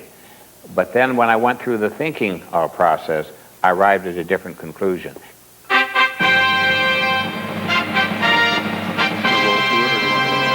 Hi everyone, I'm Mike Blakey. I get to get the privilege actually of getting to work with Robert as the editor on Upfront.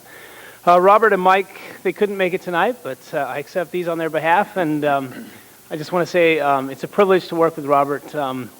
His dedication to the issues and his hard work, and it's something to admire, and also he really pushes us all to strive for excellence. So thanks to Robert and Michael, and also to King TV. Thanks.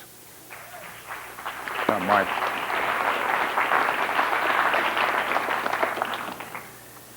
And once again, ladies and gentlemen, awkward little secrets of Northwest Television.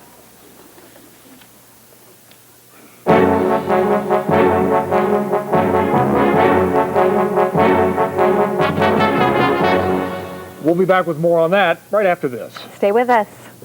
We're clear. Steve, you need to wax the floor before the 11 o'clock news now. Oh, I hope I can get that done. Steve, there's another go spot ahead. over here. Oh, okay. And then my car, if you could just wash it and then just turn it a little in my parking spot, just a little like that. All right, that'd be great. Okay. Sure, I can get that done. And when did you... Steve, don't forget the floor. The floor. Before the 11. Okay. It's just the Sure mopping. do. Got it for you. Back in 5, 4, 3, 2. There was a fire in a houseboat on Lake Union today. This breaking news right here on Cairo 7 Eyewitness News.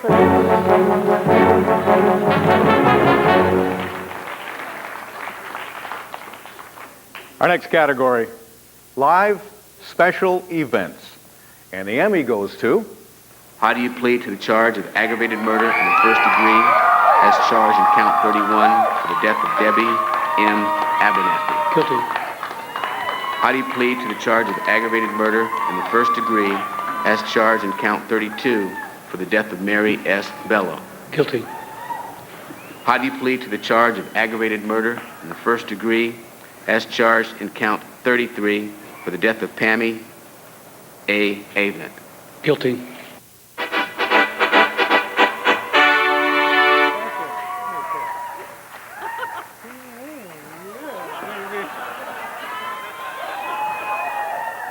What? I don't know if I should say this. This really feels great, but the part I shouldn't say is I actually had an entry with John Sharifi that didn't get nominated. Oh my goodness. You know, I think the reason this won is we had a really, really good game plan, and the one thing we didn't do is we didn't forget that there were victims here. It wasn't all about Gary Ridgway. And we honored the victims in this story. No one else is going to understand this but Kristen. I want to say thanks to James. I want to say thanks to Liz Roca. Thanks, Keith, and I forgot to say that. Thanks to Liz Roca, who broke the story of Gary Ridgway's arrest, who had us ahead of that story throughout. And as a producer, nothing I do means anything without the best anchors. No offense to anybody else in this market, but Dan Lewis, Kathy Gertson, you're the best anchors in the market. Thanks for the honor of working with you. Thank you.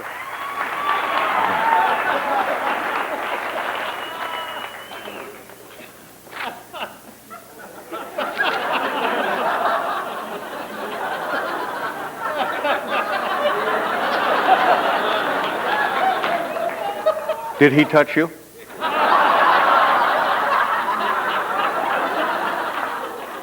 Do you know why he touched you? Because he is a television news director. He directs newscasts. He directs newscasts. And you'll be happy to know he's being arrested right now backstage. So the bad man won't be back. Okay. Our next category, sports series, and the Emmy goes to...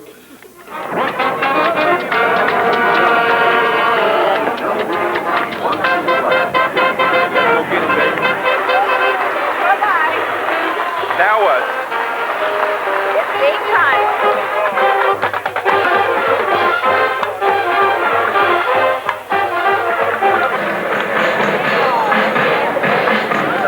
Feeling first start today? Good, man. Ready to go. Ready to get it going, man. Make some tackles and get it done. Well, first off, I want to thank Rick Neuheisel this morning for calling me and letting me know he bet on us, because I really do appreciate it. Obviously, he's got a good winning streak going on. So, also want to thank Tom for giving me this opportunity. It was something I really wasn't interested in to start with, but came to really love, so thank you very much. We were actually nominated up against three really good friends of mine tonight. I want to thank them for all they've done for me over the years. Brian Clapp, Dave Reese, John Horton, thank you guys very much. All the great people who I got to work with on the show, Stu Vichu, okay, now I'm forgetting names. Steve Hamada, Andy Lowe, all great people. Everybody at Fox, thank you guys very much. It was really an adventure, and I appreciate it very much. Thanks. A lot of credit, obviously, for this show goes to JD, who did a marvelous job. And I also want to thank the University of Washington, specifically Jim Daves, for getting the access that we needed. And I also want to say that we have a great group of people at Fox Sports Net at every level, from the from the anchors to the producers to the guys that work in the newsroom and out on our remotes, and I want to thank everybody in that group very much. Thank you. And my wife, of course, who I have to thank more than anybody else. Thanks. Thank you, guys.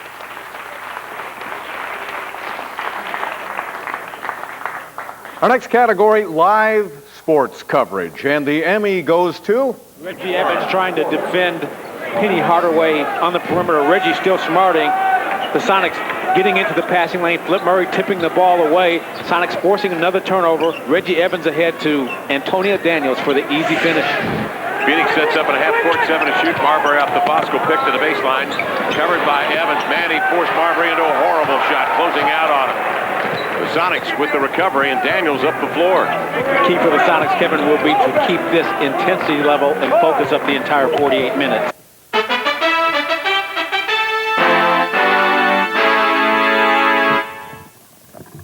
Well, apparently I have no friends. Now, John and Bridget couldn't be here tonight. I talked to them, and they didn't tell me what to say if we won, so I'll make it up. I would only assume that first of all, they would probably think, well, me.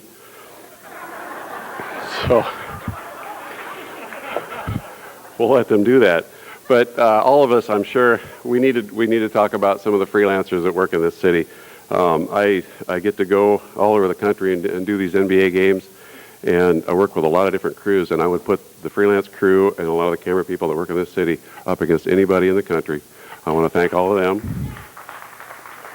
Audio, video, grips, everybody top to bottom, engineers. It's been a real good ride. This was my last year with the Sonics. We move on next year to Fox Sports Net, and I'm looking forward to that. So thank you all. I'll see if I can carry these out of here without dropping. Oh, I do need to thank also, excuse me, don't throw me out. I'll get arrested with the other guy. My daughter is here for the first time with me tonight. I want to thank her for coming along. And I want to apologize for all the weird hours I put in, and sometimes you don't get to see each other enough, but I truly love you. Thank you for being here.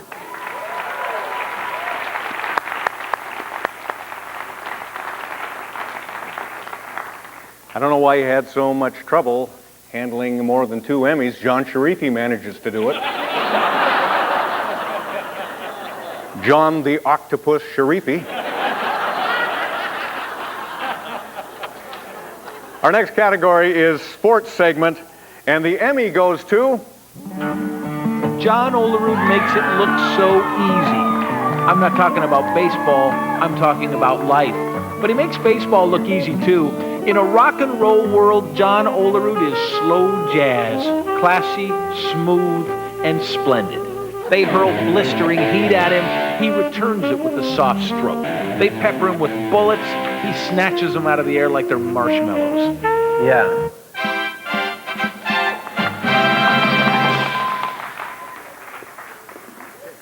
I'd like to quote my wife from about 30 seconds ago when another guy got an award. She said, "Thanking your wife. Some guys do, some guys don't."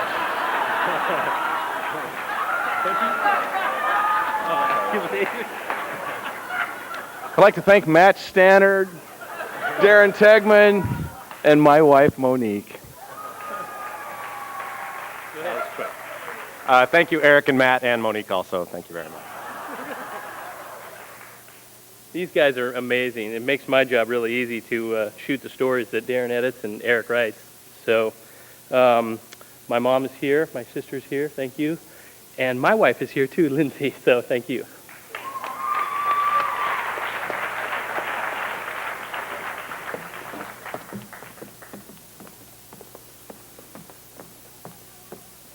Good evening. I'm Catherine Carboni-Rogers. I am the Education Chair for the Northwest Chapter, and I'm here to present some special student awards.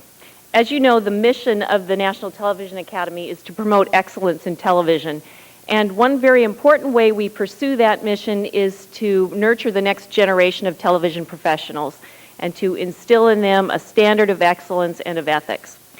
2 years ago, the National Television Academy established a student award, the Student Award for Excellence. This award recognizes the best video productions produced by high school students. Hundreds of students from across the country entered their work in this year's awards. Tonight, I am pleased to announce the recipients of the Student Award for Excellence from the Northwest Chapter's 5-state region. In the category of Public Affairs, Community Service, Public Service, the award goes to Chief Sealth High School in the Seattle School District for the entry Dr. Martin Luther King. In the category of Arts and Entertainment Documentary, the award goes to Fife High School in the Fife School District for the entry Trojan TV.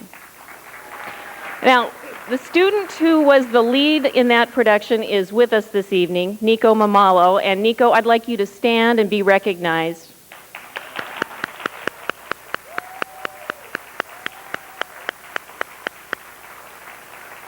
Don't sit down yet. In addition to this award, Fife High School also won 4 honorable mentions, 3 of which had Nico Mamalo's name on them. So, clearly this is a very talented young man, and I'm sure we'll be hearing more from Nico Mamalo in the years to come. 3 student awards went to Eagle High School in Eagle, Idaho, outside Boise. 1 award in the Arts and Entertainment category for The Legend of Placerville. Eagle's 2nd award is in the News category for EHS News October 7 broadcast, and the 3rd award is in Technical Achievement for EHS News broadcast. I want to congratulate all the recipients of the Student Award for Excellence this year.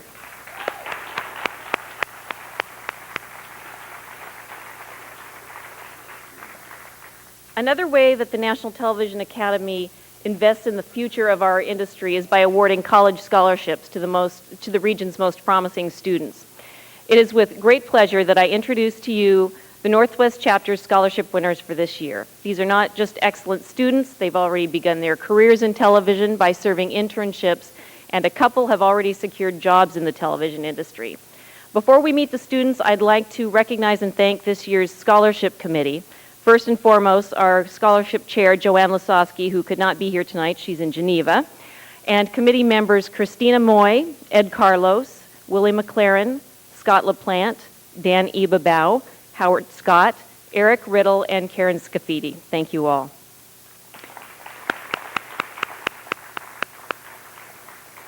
I would also like to thank all of you for helping to fund these scholarships. If you attended the Battle of the Bands this year, you contributed to the scholarships we are awarding tonight.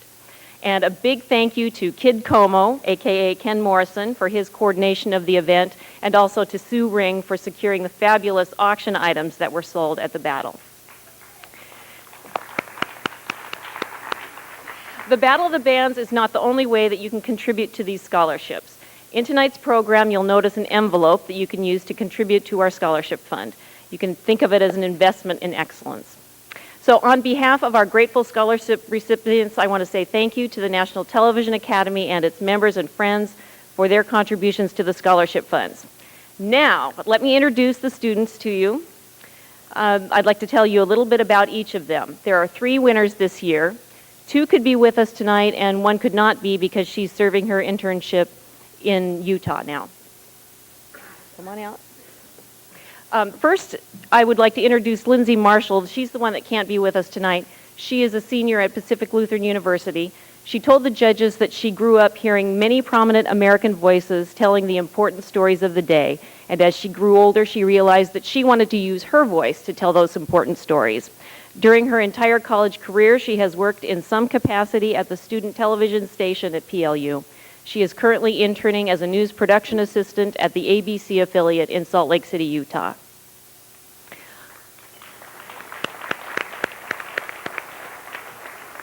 Our next scholarship winner is Andrew Owen Atkins Van Lieshout. He attends the University of Montana. He works for Montana Public Broadcasting as well as a Missoula commercial television station. In addition, he runs his own television production company.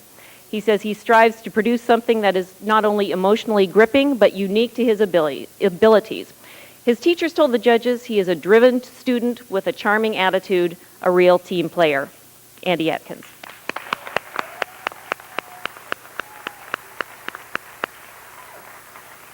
And this is Lori Ritter. She is beginning her 2nd year at Seattle Central Community College, but she's not new to our industry. For years, she worked at Columbia TriStar, but she left that job to follow her dream to become a documentary filmmaker. And she's well on her way to that dream. She has already secured funding from Michael Moore and has begun production on her first documentary. She told the judges she wants to be the region's next Jean Walkinshaw, a worthy goal. Congratulations to this year's scholarship recipients.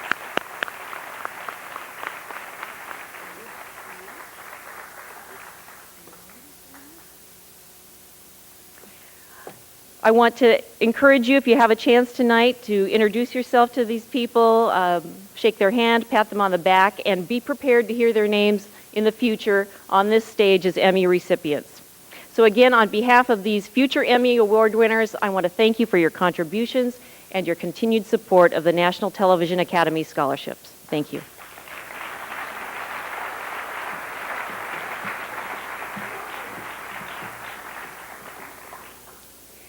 Giving back to the community is the responsibility we all have for the privilege of taking up space on this earth.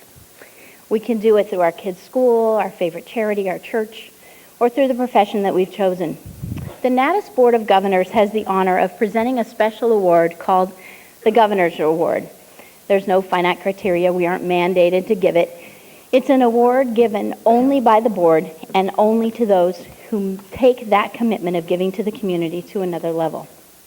Tonight, I am honored to represent the NATAS Board of Governors as we present the Governor's Award, and this is a complete surprise, to longtime board member Steve Quant.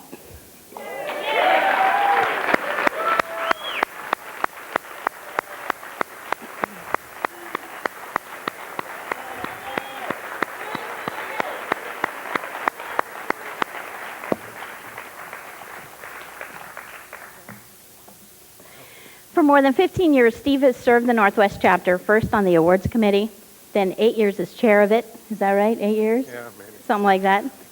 Before becoming vice president, president, and most recently trustee. When I first joined this board nearly 9 years ago, Steve took me under his wing and showed me how to manage the Emmy Awards. On behalf of the Board of Governors of the Northwest Chapter of NATAS, I am honored, Steve, to present you with this Governor's Award. And thank you for your dedication to our chapter, for all those many years of service, and for your years of friendship. Thank you. Thank you. What a surprise. Wow. I'm glad I showed up. What an honor. Thank you. I am rarely speechless, but I am, so thank you very much. It's been a fun ride.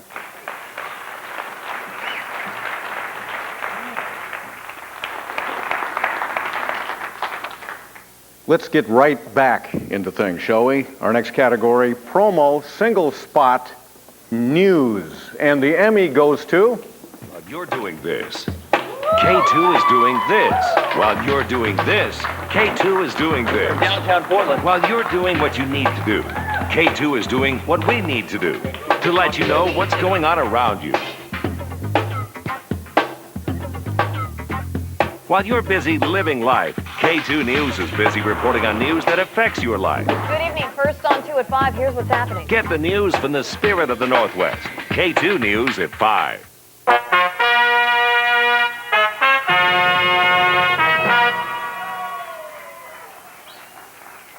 Thank you. I always felt like the Susan Lucci of Portland. I never won one of these. I've been up here a number of times and finally got it. Lydia Nguyen, who was the thing behind this, told me in Vietnamese how to say thank you. And for the life of me, I can't remember how that goes. But thank you.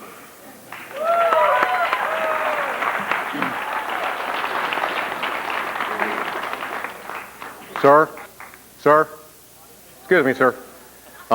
Everyone else has been going out this way. I don't know why, but they always go out that way. Sorry. Thank you for dressing up, too.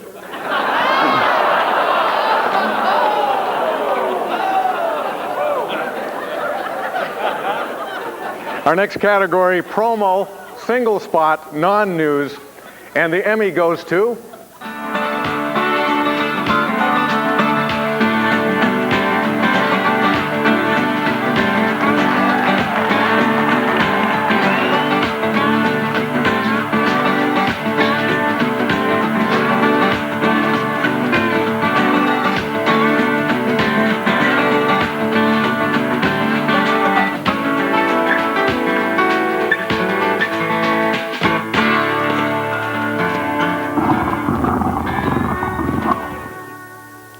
Well, we're PBS, the small people, and on behalf of everybody at Idaho Public Television, I'd like to thank you.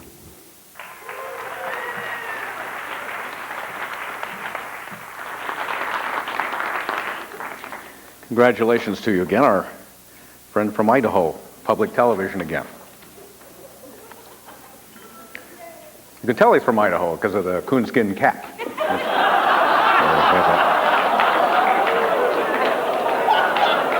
I used to have one of those.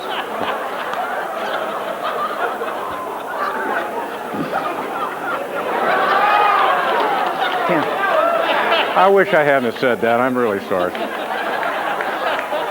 Can we dump that in delay? Or no, I guess not. All right, our next category is promo, series or campaign, news or non-news, and the Emmy goes to... This week on Movies That Bite, there's a new sheriff in town. I've never been known to turn down a drink yet. Terrible creatures threaten the entire world, or possibly just this tiny island. I'm only interested in anything that concerns me. Can our heroes survive? Will the monsters prevail? Maybe a drink. Will the booze last until morning? Anybody else care for one? Find out in The Killer Shrews, Saturday at 4 on UPN 11's Movies That Bite. Almost smell it, can't you? Oh. Who knew? Thanks to everybody at UPN 11, Gary Wordlaw and Phil Kane for letting us do this show in the first place. Winslow Barger for taking over. And especially Chris Cashman, without whom it wouldn't have been necessary at all. So, thanks a lot.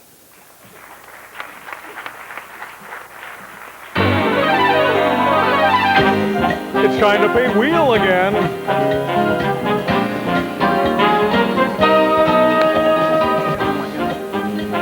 Yes, it's time once again to play Wheel of Fortune.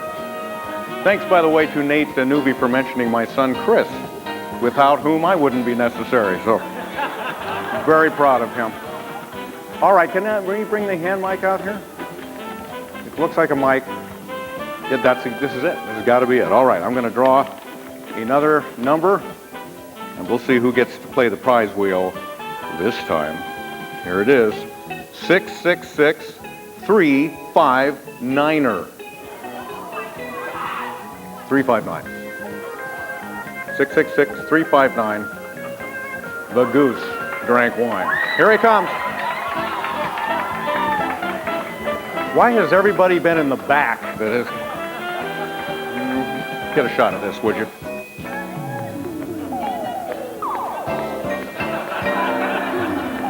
Is somebody coming up or not? Oh, here she is. I was getting really worried. Congratulations. Well, thank you. You're our big winner today. Why is this all wet? Guess you were that excited to win, huh? Okay. What is your name? Angela, Michael. Okay, Angela. Michelangela. Yeah. Okay, well, so you go ahead and you spin it and you know how it works.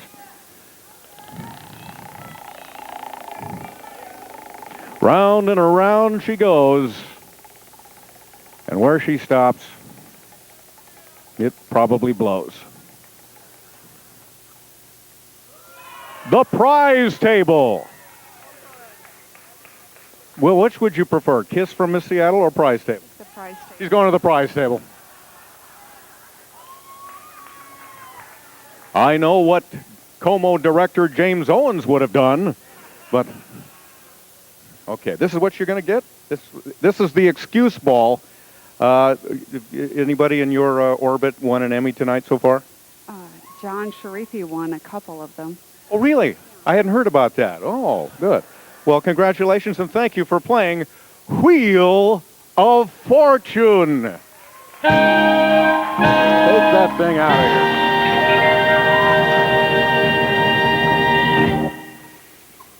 here. Okay. Back we go to the show. Category PSA, I forget what that stands for, but it's for a single spot, and the Emmy goes to...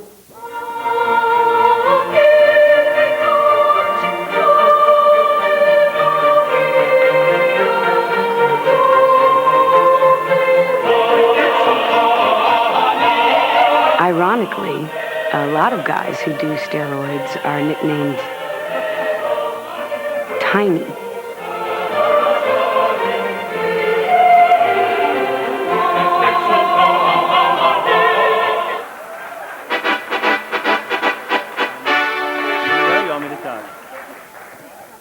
On behalf of Jim Copacino and his team, unfortunately they couldn't make it tonight. Thank you very much. He'll be really happy about this.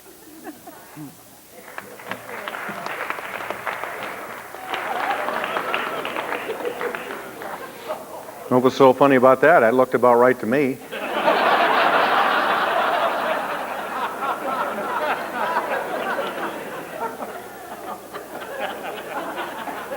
Category PSA Series or Campaign. And the Emmy goes to... Morning, Mom. Good morning, Bobby. You want some toast? Oh, yeah, sure, Mom. How do you know what you know? Hi, little sweetie. How are you doing? How do you know the objects around you will not suddenly begin to float? Or simply disappear? It all seems so obvious. You know how the world works. Your baby does not.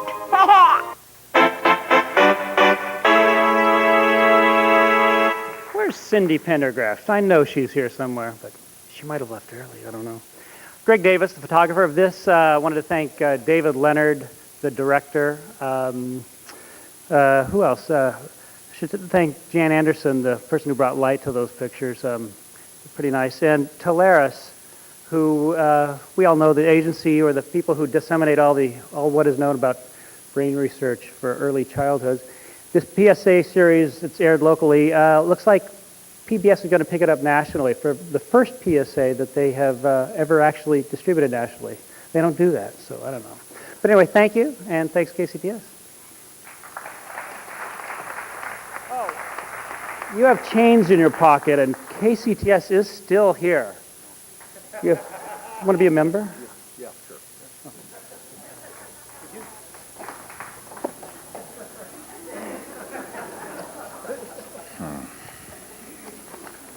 I'm just going to make a little note. All right. Okay, next category, commercial announcements now. And the Emmy goes to... You may think I can't hear you from up here, but I can. Maybe you don't think we notice when you wear our jerseys, but we do. From here, I can read all the signs you bring. We know you are always with us. For all the energy and passion you bring, we want to say thank you, thank you, thank you, thank you.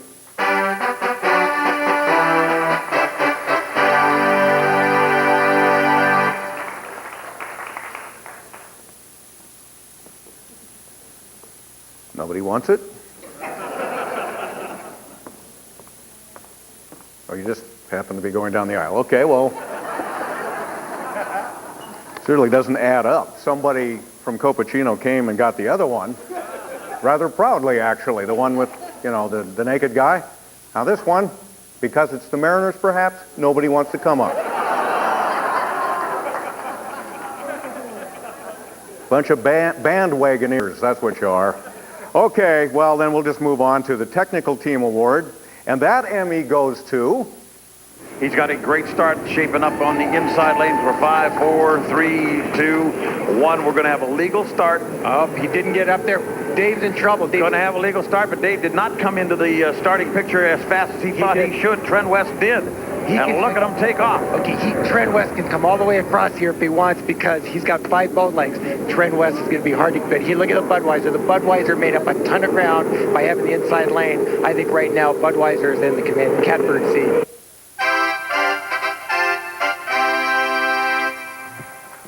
Thank you, thank you. On behalf of everyone at Cairo Television, especially the 125 people it takes to put on this hydro race, thank you so much.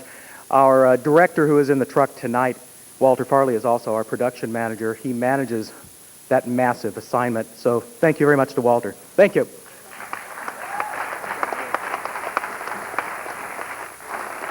Well done. Our next category, the Community Service Award, and the Emmy goes to...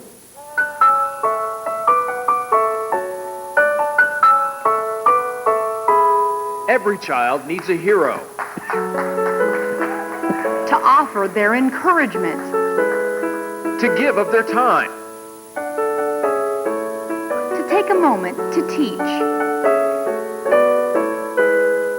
At KHQ-TV, we want to help parents become heroes who can change a child's life. Our award-winning Success by 6 public service campaign impacts parents. Parents who are learning how to make the most of those precious early years of their child's life.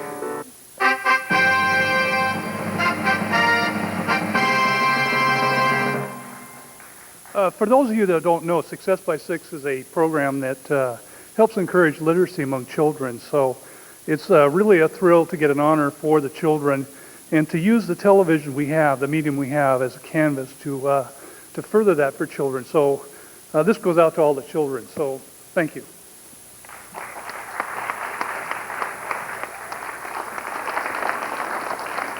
Next category, the Student Award. And the Emmy goes to... My goal, although I'm not sure how attainable it is to outfit the entire population of the globe in outerwear. Now, in order to do that, it might take me a lifetime, but that's okay. I'm taking the very slow approach, but I'll outfit every person in the world with outerwear. That's kind of a big goal, but hey, it's something to strive for.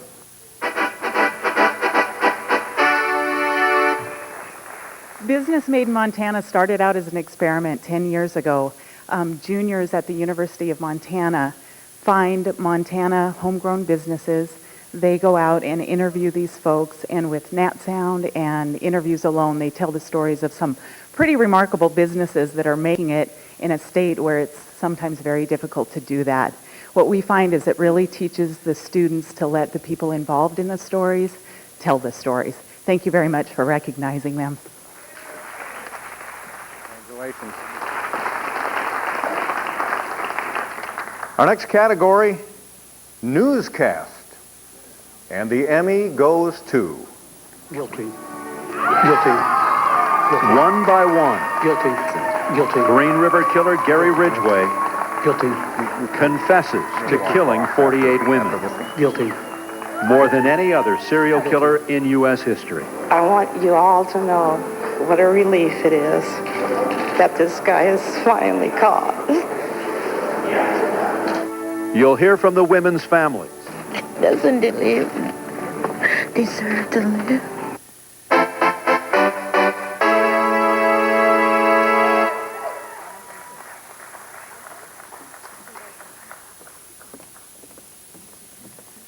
Well, I'll go first. I'm Angela Michael. I'm always behind the scenes, which I like. I forgot which newscast this was until I just saw it. It was really a great day, and Liz Roca really led the way on this whole story.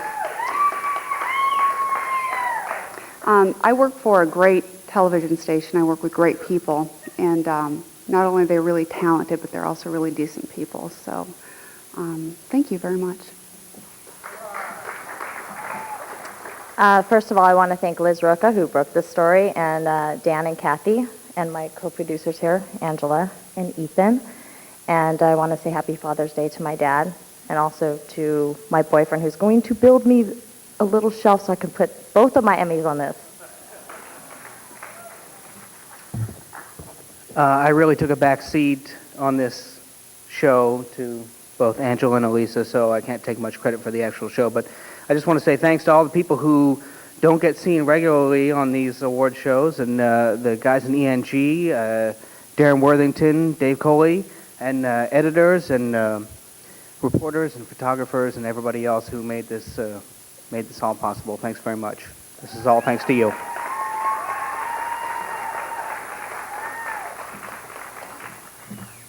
Hi, everyone. My name is Eric Riddle. I'm a producer at King TV's Evening Magazine.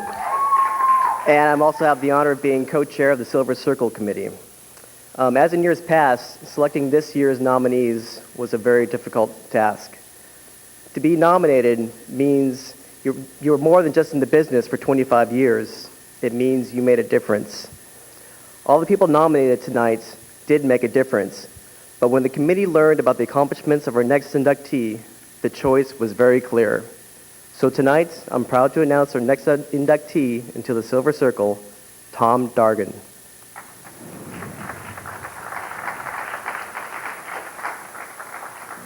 Good morning, this is Tom Dargan. He was in that category of bigger than life. Tom was one of those people that you wanted his respect. That was Tom. He was a leader. He knew what he wanted, and he was very persuasive working toward it.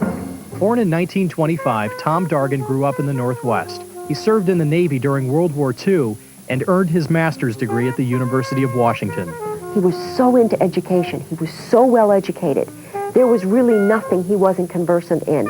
He read all the great books. I mean, the guy was an intellectual. A sensitive intellectual person whose compassion for people just sometimes overwhelmed him. He also was the kind of guy who could probably deck you with a right hand real easily. I didn't get to find out what Tom Dargan was doing 10 years ago. I was playing in the same show with Ruth and Bob. In 1950, Tom began his broadcasting career at King TV in Seattle. He spent 6 years there performing multiple duties in front of and behind the camera. The guy was so multifaceted because he'd also been an actor. I used to write messages to the other members of the cast on my forehead, remember? He could write. He could produce. He understood the details of everybody's job and the drawbacks and the disadvantages. Then in 1956, King's owners decided to join Portland's television landscape. They sent Tom to help make it happen. When we came here and built KGW, he was program director. He was in charge of the programming. He created award-winning programs like The Children's Doctor, and together with a future Oregon governor, he produced one of the most eye-opening environmental documentaries ever aired. But there is also a dying dream of America where the waters are poisoned by the wastes of man. Tom McCall and Tom Dargan were one of the first teams to show us just how bad the Willamette River and the Willamette Basin and that program Pollution in Paradise, that juxtaposition of here we have this wonderful place to live, yet look what's flowing right past your back step. In 1969, the Fisher family invited Tom to become station manager at KATU. At the time, K2 was in dire straits. Maybe floundering is a good word for what the station was doing when Tom came there. It was in the toilet. The station really was. Tom just started rebuilding the staff and making a lot of changes. When I discovered that Dargan was starting at KATU, we made the switch pretty quickly. Tom not only turned K2 around, he began a local television renaissance.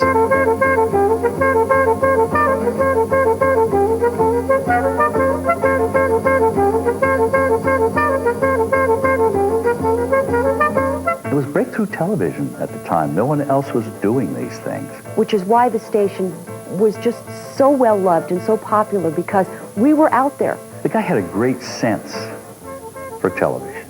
He understood. Local stations, which are affiliated with a network service, are in many ways the glue that holds this nation together. Tom was really big on making that connection, and he made sure that we all did. And Tom would be out there alongside us. And I'll tell you what, if the station manager has his sleeves rolled up working on a community project, you want to be there with them. It was always his impression that that's the way that you really become a force in a community. You get involved, you become a part of the community. It stood him in good stead all the way.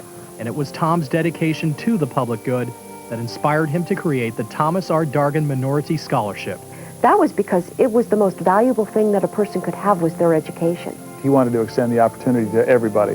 Let everybody join this family. I'm here at KATU today because of Thomas Dargan and his willingness and his vision for having diversity in the newsroom. In 1988, Tom Dargan lost his battle with cancer. And although 16 years have passed, we can still clearly see the footprints of the man who showed us the way. I like to think that there's a little bit of that heritage in my reporting, that what Tom insisted upon in 1984 and 85 when I came aboard, we're still doing it. We're still holding the line with respect to these important issues. He was a huge influence, huge. Tom and I were, we understood each other. His was a very creative but calming presence. He had a great sense of humor, and he had a load of jokes in his repertoire. Tom created a family atmosphere. Tom was as good as it gets. He was not only one of the broadcasting greats, but he was also a great man.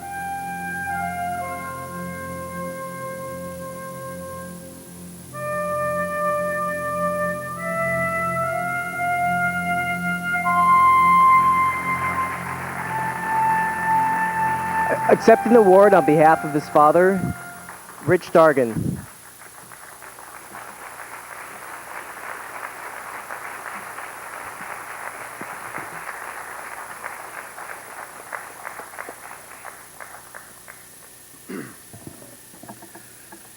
Thank you very much for inviting me here tonight to accept this award, the Silver Circle, for my late father, Tom Dargan.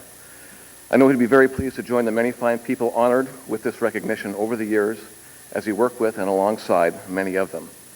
I'd like to thank Eric Riddle of King TV for his kind efforts and enthusiasm in this effort so I could be here in Seattle tonight to accept this award for Tom. And I also like to thank Steve Denary, promotion manager of K2, very much for nominating Tom in the first place for this year's Emmys and for producing the wonderful piece on his long career. And to all the friends and colleagues who spoke with him on camera, I thank you from the bottom of my heart for your true, kind words. In true candor, the phone call I did receive from Eric some weeks ago and telling me about tonight's award was a bit out of the blue because, as my dad would have said, he'd slipped this mortal coil some 16 years ago. Who wants to remember and honor Tom Dargan after so long? Does his work still count? Do people remember what he tried to do?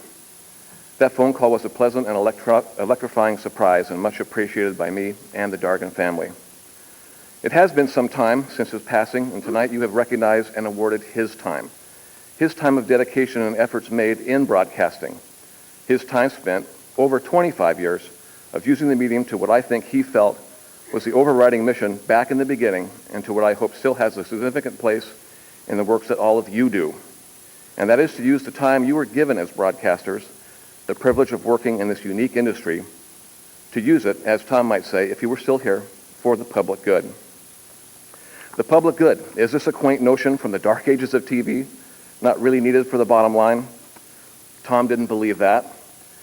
For as the industry changed with the advent of cable, VHS, satellite, DirecTV, DVDs, the ever-diverse options for the public, Tom recognized and saw what counted as a broadcaster. That was one of my dad's gifts, by the way, his vision, his long-range thinking. He could see so far down the road, so far into the future, he amazed me at every turn. He recognized and implemented that what was important, what made a difference, was helping and enlightening his fellow man, his viewers, his communities. From his on-air days at King TV to pioneering KGW TV as program director to running KATU as its leader, both in mind and spirit, he did try to make a difference to the public he served. His early documentaries, programs like Town Hall, AM Northwest, expanding and concentrating on local news, his passion for broadcasting, his passion for telling a story, his life, really. A lifetime in television and community we celebrate tonight with this award, the Silver Circle. So as all of you here wait tonight with anxious anticipation, wondering about the time you spent on your works, the ones nominated for excellence tonight, the works that may have been 2 minutes long or 28 minutes long, or works that are being recognized over the span of this last year, if you can in the future, as broadcasters, as you produce your local television for your local viewers, remember what Tom Dargan did for over 25 years. Strive for the public good, maybe add that dash of magic and purpose to your works, that dash of magic that over time can turn into a lifetime of accomplishment for the benefit of us all. On behalf of my entire family, I thank you very, very much for bestowing this award on my father, Tom Dargan. Good luck on your nominations. May you all enjoy tonight's celebrations. Thank you so much, and good night. Thank you, Dargan. Thanks very much.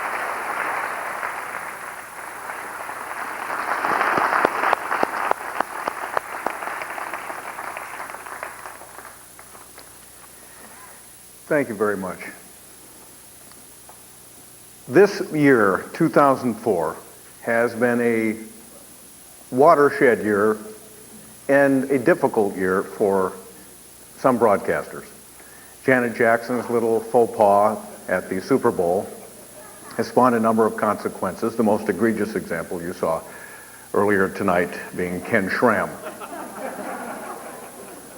Since the Super Bowl, the FCC has been cracking down on what it calls indecency in the broadcast industry. And this is a concern for all of us. Recently, I had the opportunity to sit down and discuss this important issue with a senior official at the FCC. And I'd like to share that interview with you now. Sir, what concerns you most? What concerns me most? Yes. What concerns you most? I'll tell you what concerns me most. Perfect. What concerns me most is the filthy, vile, nasty, obscene material that is finding itself into things that children can watch. Maybe families should make sure that their children only watch wholesome things. What would you consider wholesome? Well, like Disney movies.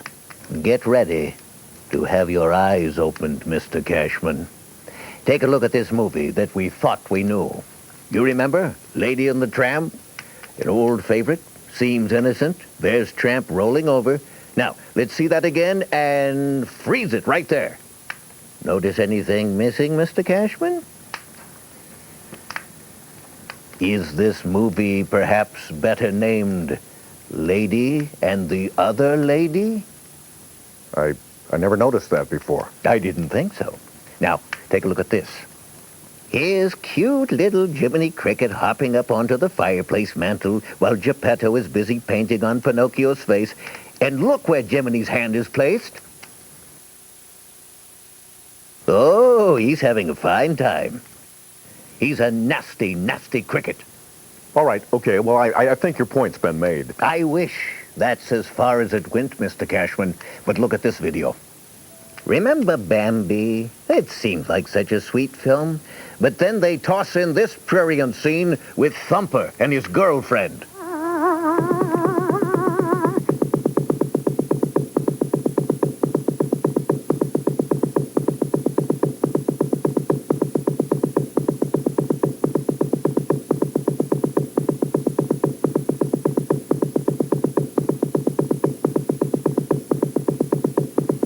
Kids don't need to see that kind of stuff. I don't remember that scene going on that long. I was surprised by that myself. Now, look at this scene from Snow White and the Seven Dwarfs. It won't take long when they... What's this all about? You know, I think you may be reading a little bit into this, sir. I don't think so. Open your eyes. And why do those dwarves keep singing, hi-ho, hi-ho? She's just a nice girl cleaning up their house. Look, I don't think that that's what the... Remember Peter Pan? A lot of people loved the scene where Wendy decided to help Peter put his shadow back on. Now, look closely at this scene where Tinkerbell is trapped in a drawer. Just look at this. Tinkerbell! Tinkerbell is doing that. Now, if you slow that scene down and add a little music, now you've really got something.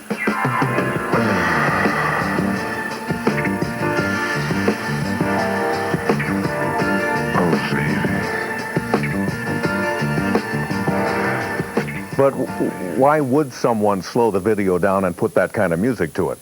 Why, indeed? You know, look, sir, this is all very interesting, but these are movies, after all. This doesn't have anything to do with Northwest Television. You think so? Just take a look at this news clip that aired on one of your local TV news shows a couple of years ago. The proposed light rail route was unveiled before the county council earlier today. This animation shows that as it moves south, it terminates down near Tacoma, then turns around and rotates back in the other direction.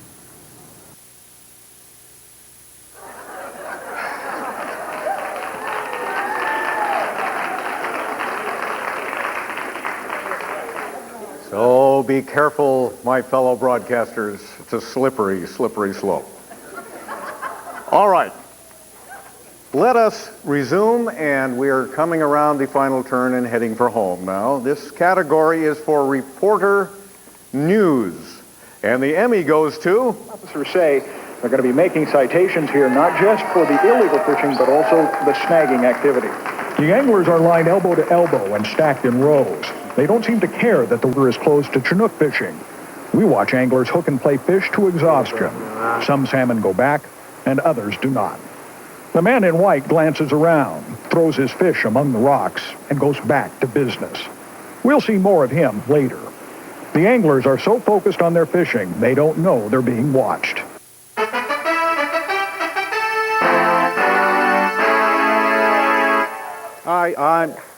I am not Grant McComey. I do a good Grant McComey impression, but I won't do it today.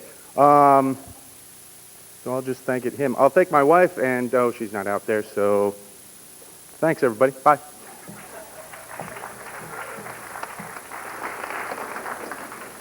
I thought it was a pretty good impression. We have another award in this category. Same category, reporter, news, and the Emmy goes to... Come on, Big Mama, come on. Mike Anagnos is relieved that Downer cattle are no longer entering meatpacking plants in Washington. He's a former brand inspector for the State Department of Agriculture. He says he witnessed firsthand, while on duty, appalling abuse of weakened, often sick cows outside Midway Meats in Chehalis. You have witnessed at Midway Meats a cow who was not stunned be hung by the neck and taken inside? Oh, yeah. Midway Meats says that absolutely never happens. That'd be against the rules. That's a lie.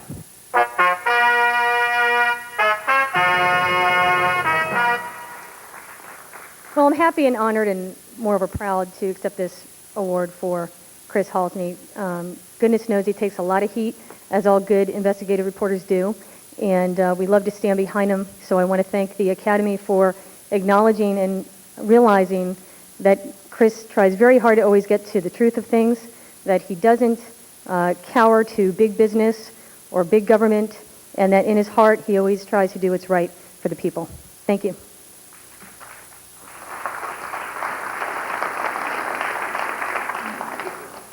Our next category, reporter non-news.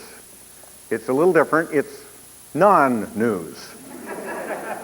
And the Emmy goes to... Then there is the matter of Shanghai's image. In and out of China, Shanghai has an image of being smart, glamorous, trendy, all of which makes for great people watching, and even better for shopping. Is there anything you can't get? Outdoor street markets. Big. And this is just one. Yeah, one. Glitzy malls connected underground. Whatever states have, we have. Yes, I'm not Josephine Chang. On this trip, the guys didn't get their camera for the first 3 days, and so they were shooting all this in high 8 instead of HD. So, but thankfully, all the gear came, and her and Mark Marash pulled out a great story. So, thank you.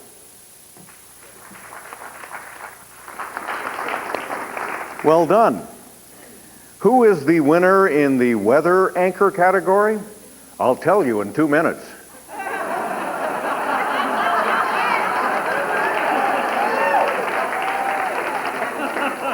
All right, here, I won't make you wait that long.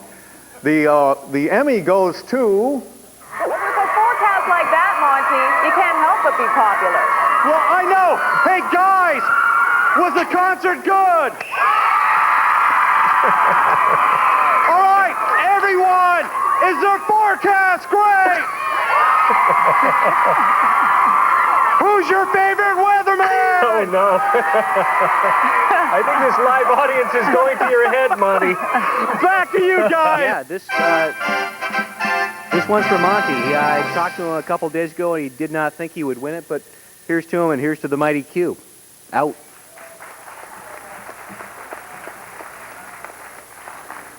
Oh, so that's how it works. People only come if they think they're going to win. Can't blame them for that, I guess.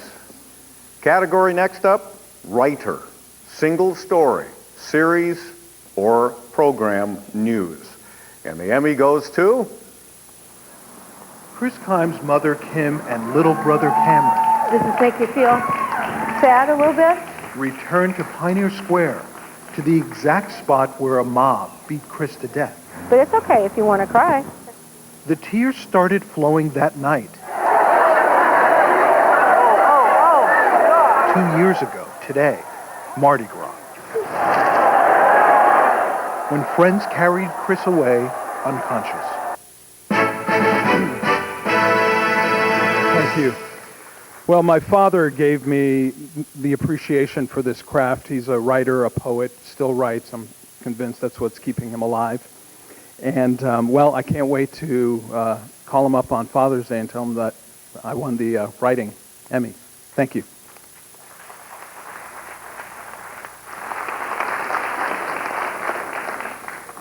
Everybody's wired a little differently, I guess, and I'm sure that in John's mind, he thinks that if I win a whole bunch of Emmys, people will like me better. It works just the opposite, John. They hold you in contempt. I wouldn't even go back out in the house if I was you. Well done, John. He is, by the way, the incoming vice president of NATAS. Our next category, writer, single story, series, or program, non-news. And the Emmy goes to... I am an ancient spirit who has walked the earth for many thousands of years. In the beginning, I showed the two-legged ones how to hunt. The Arapaho call me the great teacher. Those who study me call me Canis Lupus. Those who hate me call me evil.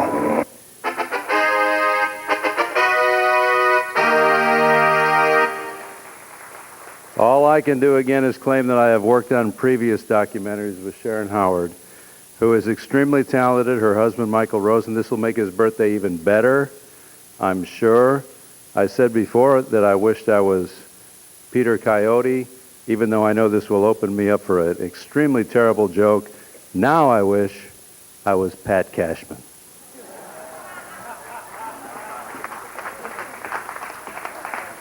Thank you very much, Dan. Our next category...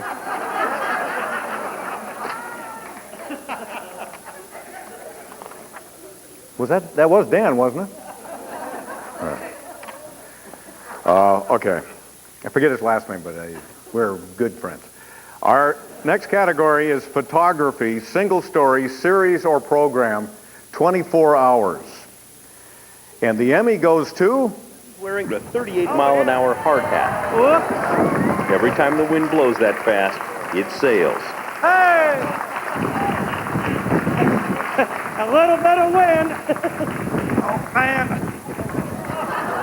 Every time. Oh, lost the hat. Oops, gone. Every time. Most flaggers worry about boredom and traffic hitting them. Ouch, gotta watch, this really hurts. He's developed some strategies. Hold it like this, or like this. Usually best to go like this.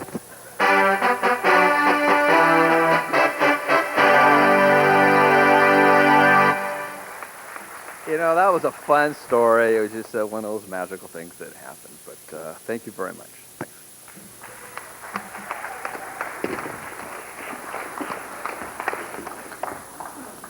Well done. Congratulations. Next category, photography, single story, series, or program. I think that's what we just did. Yeah, we did. But it bears repeating. And I guess I did. So let's move on to our next category. Photography, single story, series, or program. No time limit. Imagine that. And the Emmy goes to... They know that Rick knows where the wolves are.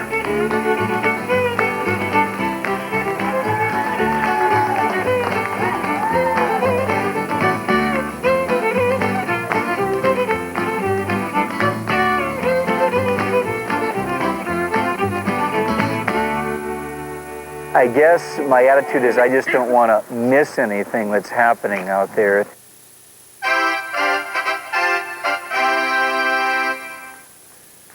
When I call Michael Rosen, who's out celebrating his birthday tonight, as I told you before, that he just won his 3rd Emmy with his wife, Sharon Howard, to borrow a line from Pat Cashman, he's going to put something in the palm of his hand.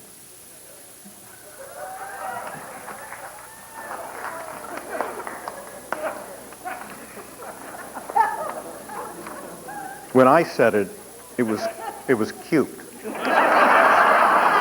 Not prurient. I never intended anything disgusting. Dan Lewis. All right, I believe we are now on to our next category, which is event number 89, by the way, for keeping score. Editor, single story, series or program, 24 hours, and the Emmy goes to... Hold it like this or like this. Usually best to go like this. Oh no. Here it comes. This is a nice gust. There's never a bad day at the Oregon coast.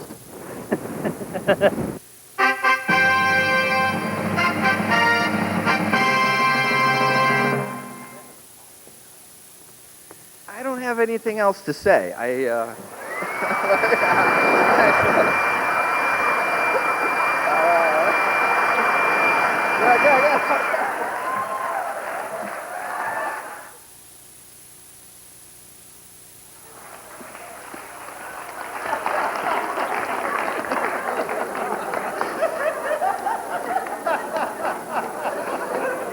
I'm awfully pleased with myself.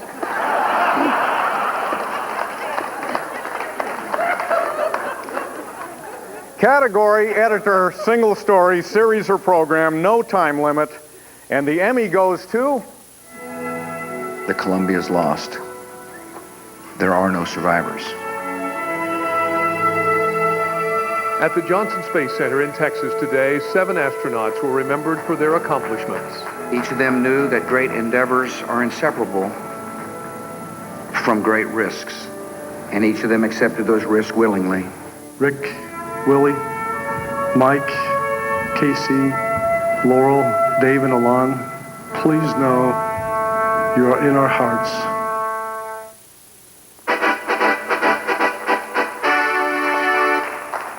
Congratulations to those folks, including Josh Fenning from Coin. We'll make sure that they receive their award. Congratulations.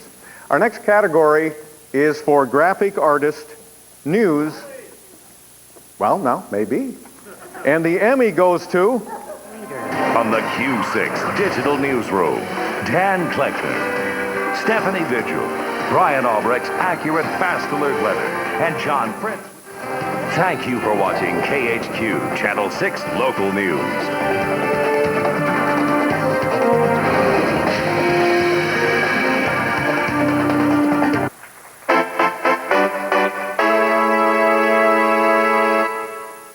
Actually, I have mixed emotions accepting this award. Dave couldn't be here tonight, but I had hired him to do the graphic package for us, so I know that when I call him up to say he won, and I call him and ask, can you do some more graphic projects for us, he'll say, yeah, but the price has gone way up. Thank you.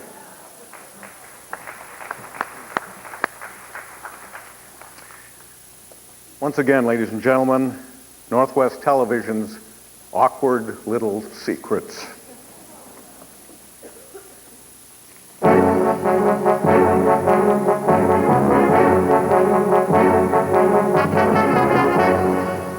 Dennis Bounds.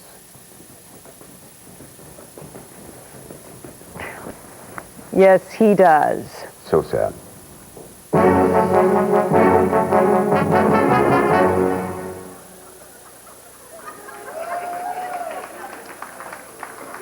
If you come to next year's Emmy Awards, we will have a bit similar to that, but more correctly labeled Northwest Television's Shitty Little Bits. Okay. We should have gone with Ghost and Dart. That was, yeah. Our next category, director, live or live on tape, graphic artist, news, and the Emmy goes to... Here forward. There we go.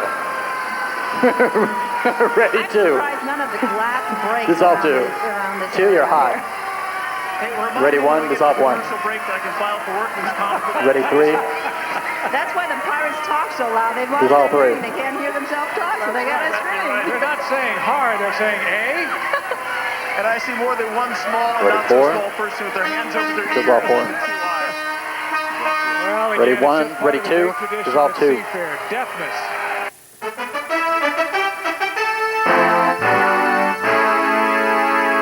Great directors make producers and, more importantly, broadcasts look tremendous, and that's exactly what Alex does. He is not here tonight, I hope because we worked him to death on the Star Search program last night, but he wanted to spend time with his family. He also didn't think he would win this 4 straight years, but he did. So for Alex, make it number 5 next year. Thank you.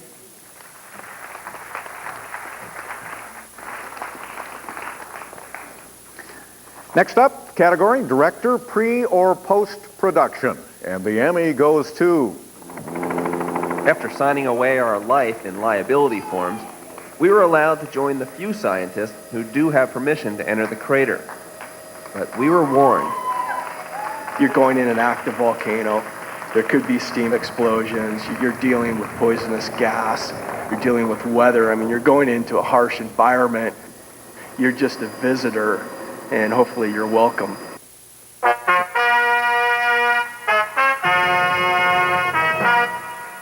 Two hours before I did that story, I had to leave at 5 in the morning, and I was kind of nervous because of everything that was involved about going in the crater.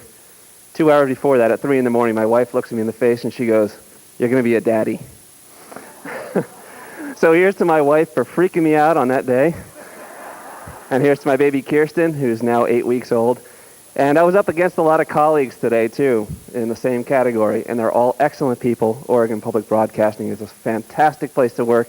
And so here's to public broadcasting. Hope it sticks around for a while.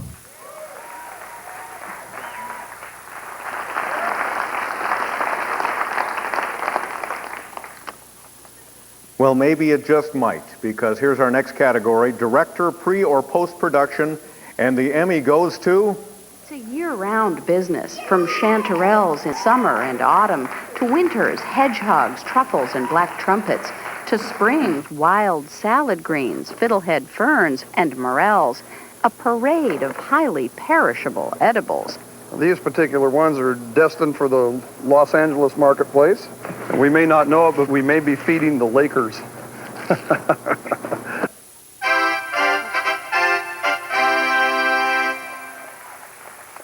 Thank you. I hope there's one out there for Eric, too, because he's the other colleague. You all know television is very collaborative.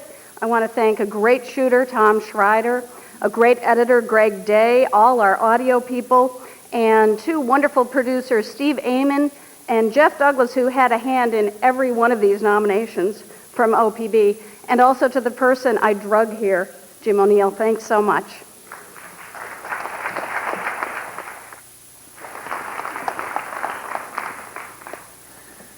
Category, News Special. And the Emmy goes to... The clock starts ticking and there's only so much time to save that part. Alyssa's ordeal had only just begun. Right from the beginning, she was exceptionally brave. Flown to Dornbecker Children's Hospital, a delicate surgery came next, using sutures finer than a human hair. I think we started the surgical procedure around 9 o'clock at night, and we finished at 2:30 in the afternoon the following day. Alyssa's hospital recovery stretched from days into weeks. I didn't like it because it's just, I had to lay in bed.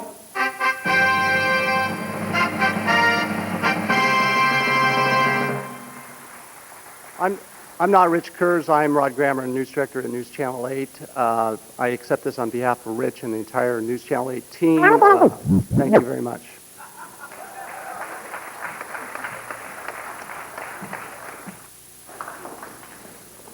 He used to be a puppeteer. Our next category is investigative reporting. And the Emmy goes to... Allow me to introduce myself. My name is Reggie. While Catherine was planning their wedding, Malone was trolling the internet and seeing Barbara on the side. He was seeing other women, too, many other women, Our investigation shows Malone spun a web of lies that stretched across international boundaries. We found victims throughout the U.S. and as far away as Germany. None of the women ever questioned his long absences. After all, this man, who claimed to be a high-ranking Navy SEAL, was often at sea, fighting the war on terrorism.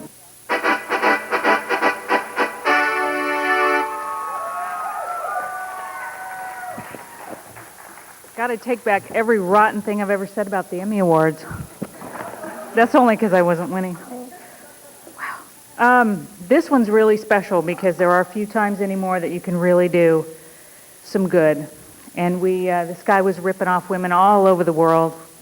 And we tracked him down and we caught him and put him in jail. And he was just convicted a couple of days ago on the evidence that we built with our investigation. So that felt really good. And Della here is the pit bull who noticed the first email tip that came in. And if she hadn't dug her teeth into this, we might never have known about this story. So I owe a lot to her because she did a lot of work. Thank you, Della.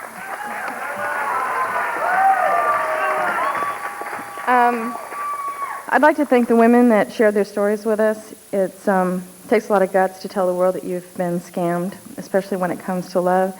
This guy had an impact on not just the women, but their kids and families. And I think I speak for Liz and Como when I say that it's really a privilege when people trust us to tell their stories. Thank you.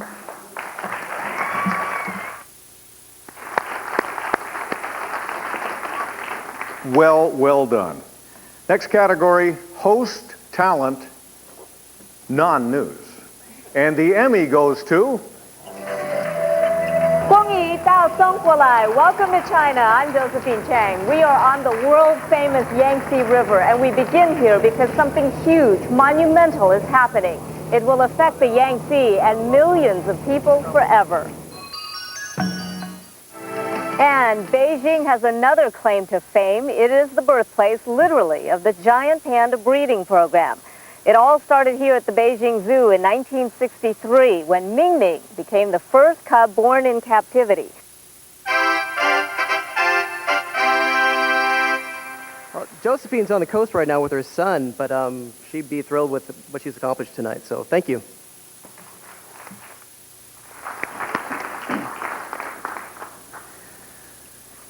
Who will receive the Emmy for Outstanding News Anchor? And could he be in your neighborhood? We'll tell you tonight at 11. Well, what do you know? It almost is. So the Emmy goes to... First of all, the best view of the effects of today's storm was provided by Jet Ranger 2. This is how it looked from the air. This, of course, a very popular route for people who don't want to take I-84. And looking at the shot here, they probably should have taken I-84. And again, this is one of those situations where people get in this deep water and aren't sure exactly what to do. Do they try and keep on moving? Do they sit in the car? Do they get out and walk out? And you see various people trying different things. You saw the one gentleman get out of his car and move off. This guy's going right on through. Thank you very, very much. When you look at the people I was up against tonight, I was absolutely shocked I'm standing here tonight, truthfully. A wonderful group of journalists. And even my colleagues sitting in the back row tonight, when they looked at the list of the folks I was up against, said, Steve, man, at least, what else would you be doing in Portland tonight? Let's go up to Seattle and have some fun. I want to thank all the fine people that make my job a whole heck of a lot easier. Any of those in the audience who have anchored before know how tough it is for the people behind the scenes. We have it easy compared to them. Thank you very, very much. And for one more excruciating, agonizing time, let's play Wheel of Fortune. Shall we? All right, I have drawn a name. Starting to draw flies, too. I get pretty sweaty here. It's about time to wrap this up. Here's the number, 666.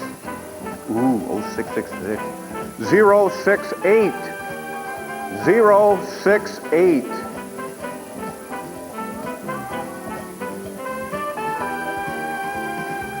Is there a person living? I'm going to draw another one, and you'll rue the day. Okay.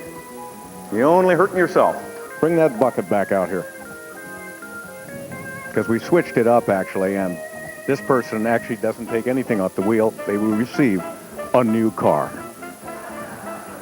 666-058. 058. Ankle up here like your pants are on fire if this is your number. Are your pants on fire or are you leaving? Okay, I'm going to draw another. All right.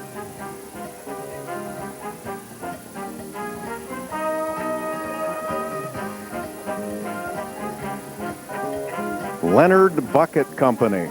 Oh, no. Oh, no, here's the number. 666-416. Now, come on. Somebody's got this number. Just pretend like you got the number and come up here. Anybody just come up on stage. Anybody. Come on. Just somebody come up here. You, ma'am. Come on up. Come on. We're starting to get moss on the old Wheel of Fortune. Well, that is your number. Oh, all right. Well, congratulations to you. All right, you get to spin the wheel.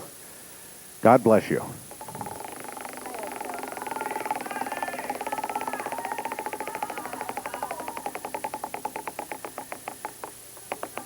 Oh. Well, standing ovation for her.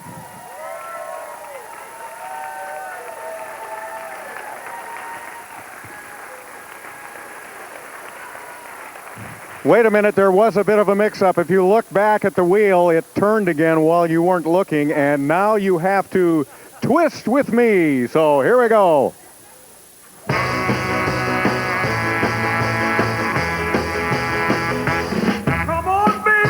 right, I think I heard something. I'm going to give you $20. Thank you very much. What's your name? Laura. Congratulations. $20.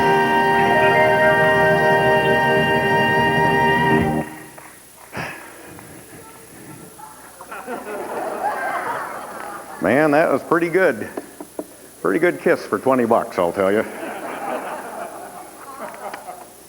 I got a little more money. I better leave it at that.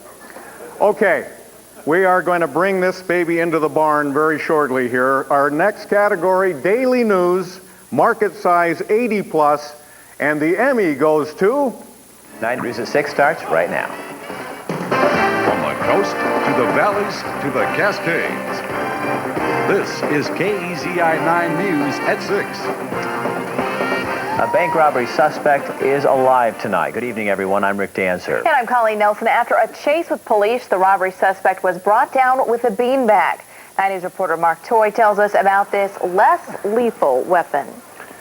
Police call pepper spray, batons, and beanbag shotguns less lethal weapons, used not to kill suspects, but to stop them.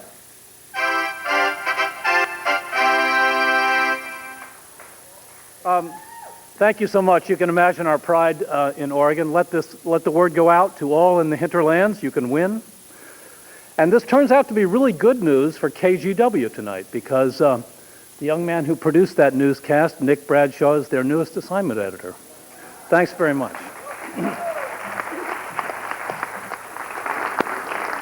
Congratulations to KEZI TV. That was the very first TV station I ever got to work at. And I'll never forget the words of the station manager one day when he said to me, "Pat, you're fired." The memories come flooding back. Our next category, daily news, market size 21 to 80, and the Emmy goes to... This is KHQ, your local news station. Dan Kleckner, Stephanie Mitchell, Ryan Albrecht's accurate fast alert weather, and John Fritz with sports. News 6 local news at 6 starts now. A not guilty plea in federal court from a University of Idaho student accused of having ties to terrorism. Sami Omar Al-Hussein made his first appearance in court today. We have crews in 2 states covering this case tonight for you. Reporter Dana Haynes is in the Q6 newsroom with a closer look at the websites Al-Hussein is accused of building and their message of terrorism. Teresa Reardon, live in Moscow, Idaho, where she just spoke with Al-Hussein's wife's attorney. But we start with Toby Hatley, live in Boise, where Al-Hussein was in court today. Toby, a very quick hearing this afternoon.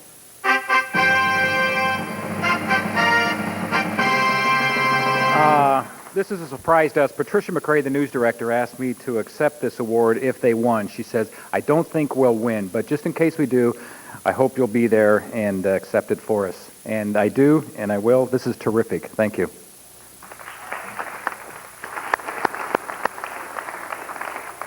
Excellent.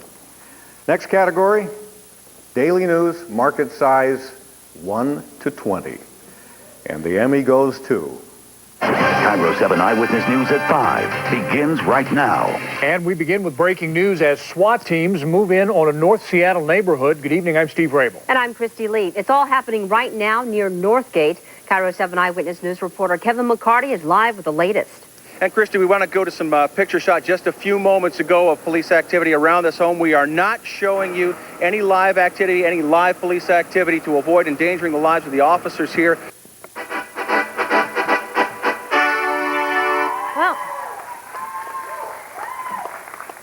Well, that's, I'm shocked, actually. This is wonderful to win this 2 years in a row.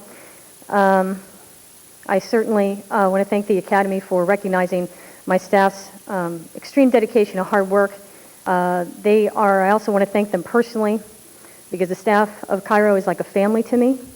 And in the honor of Father's Day weekend, and in the honor of my father, who's no longer with me, but was always my biggest fan, thanks to the Cairo family. Thank you.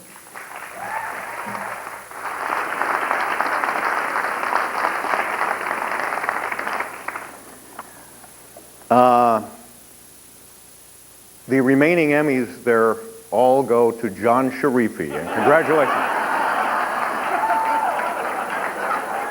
What a night.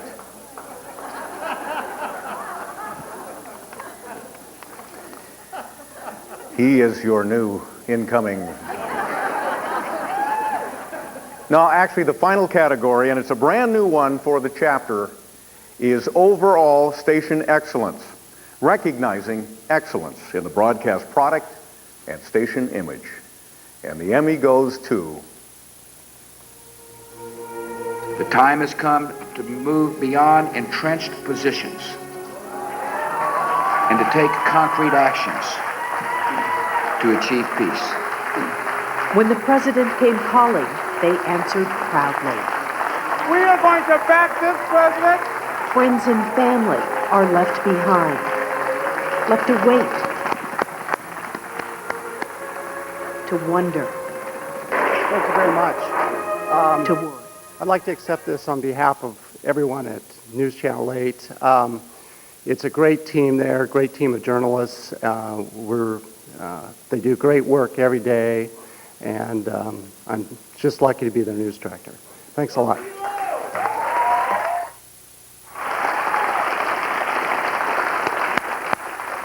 We are all done. Thank you for letting me do this again this year. Good night, everybody. We'll see you next time. Some walk by night, some fly by day. Nothing could change you, set and sure of the way. There is the sun and moon, they sing their own sweet tune. Watch them when dawn is through, sharing one space. We'll walk by night, babe. We'll fly by day, moonlighting strangers who just met on the way.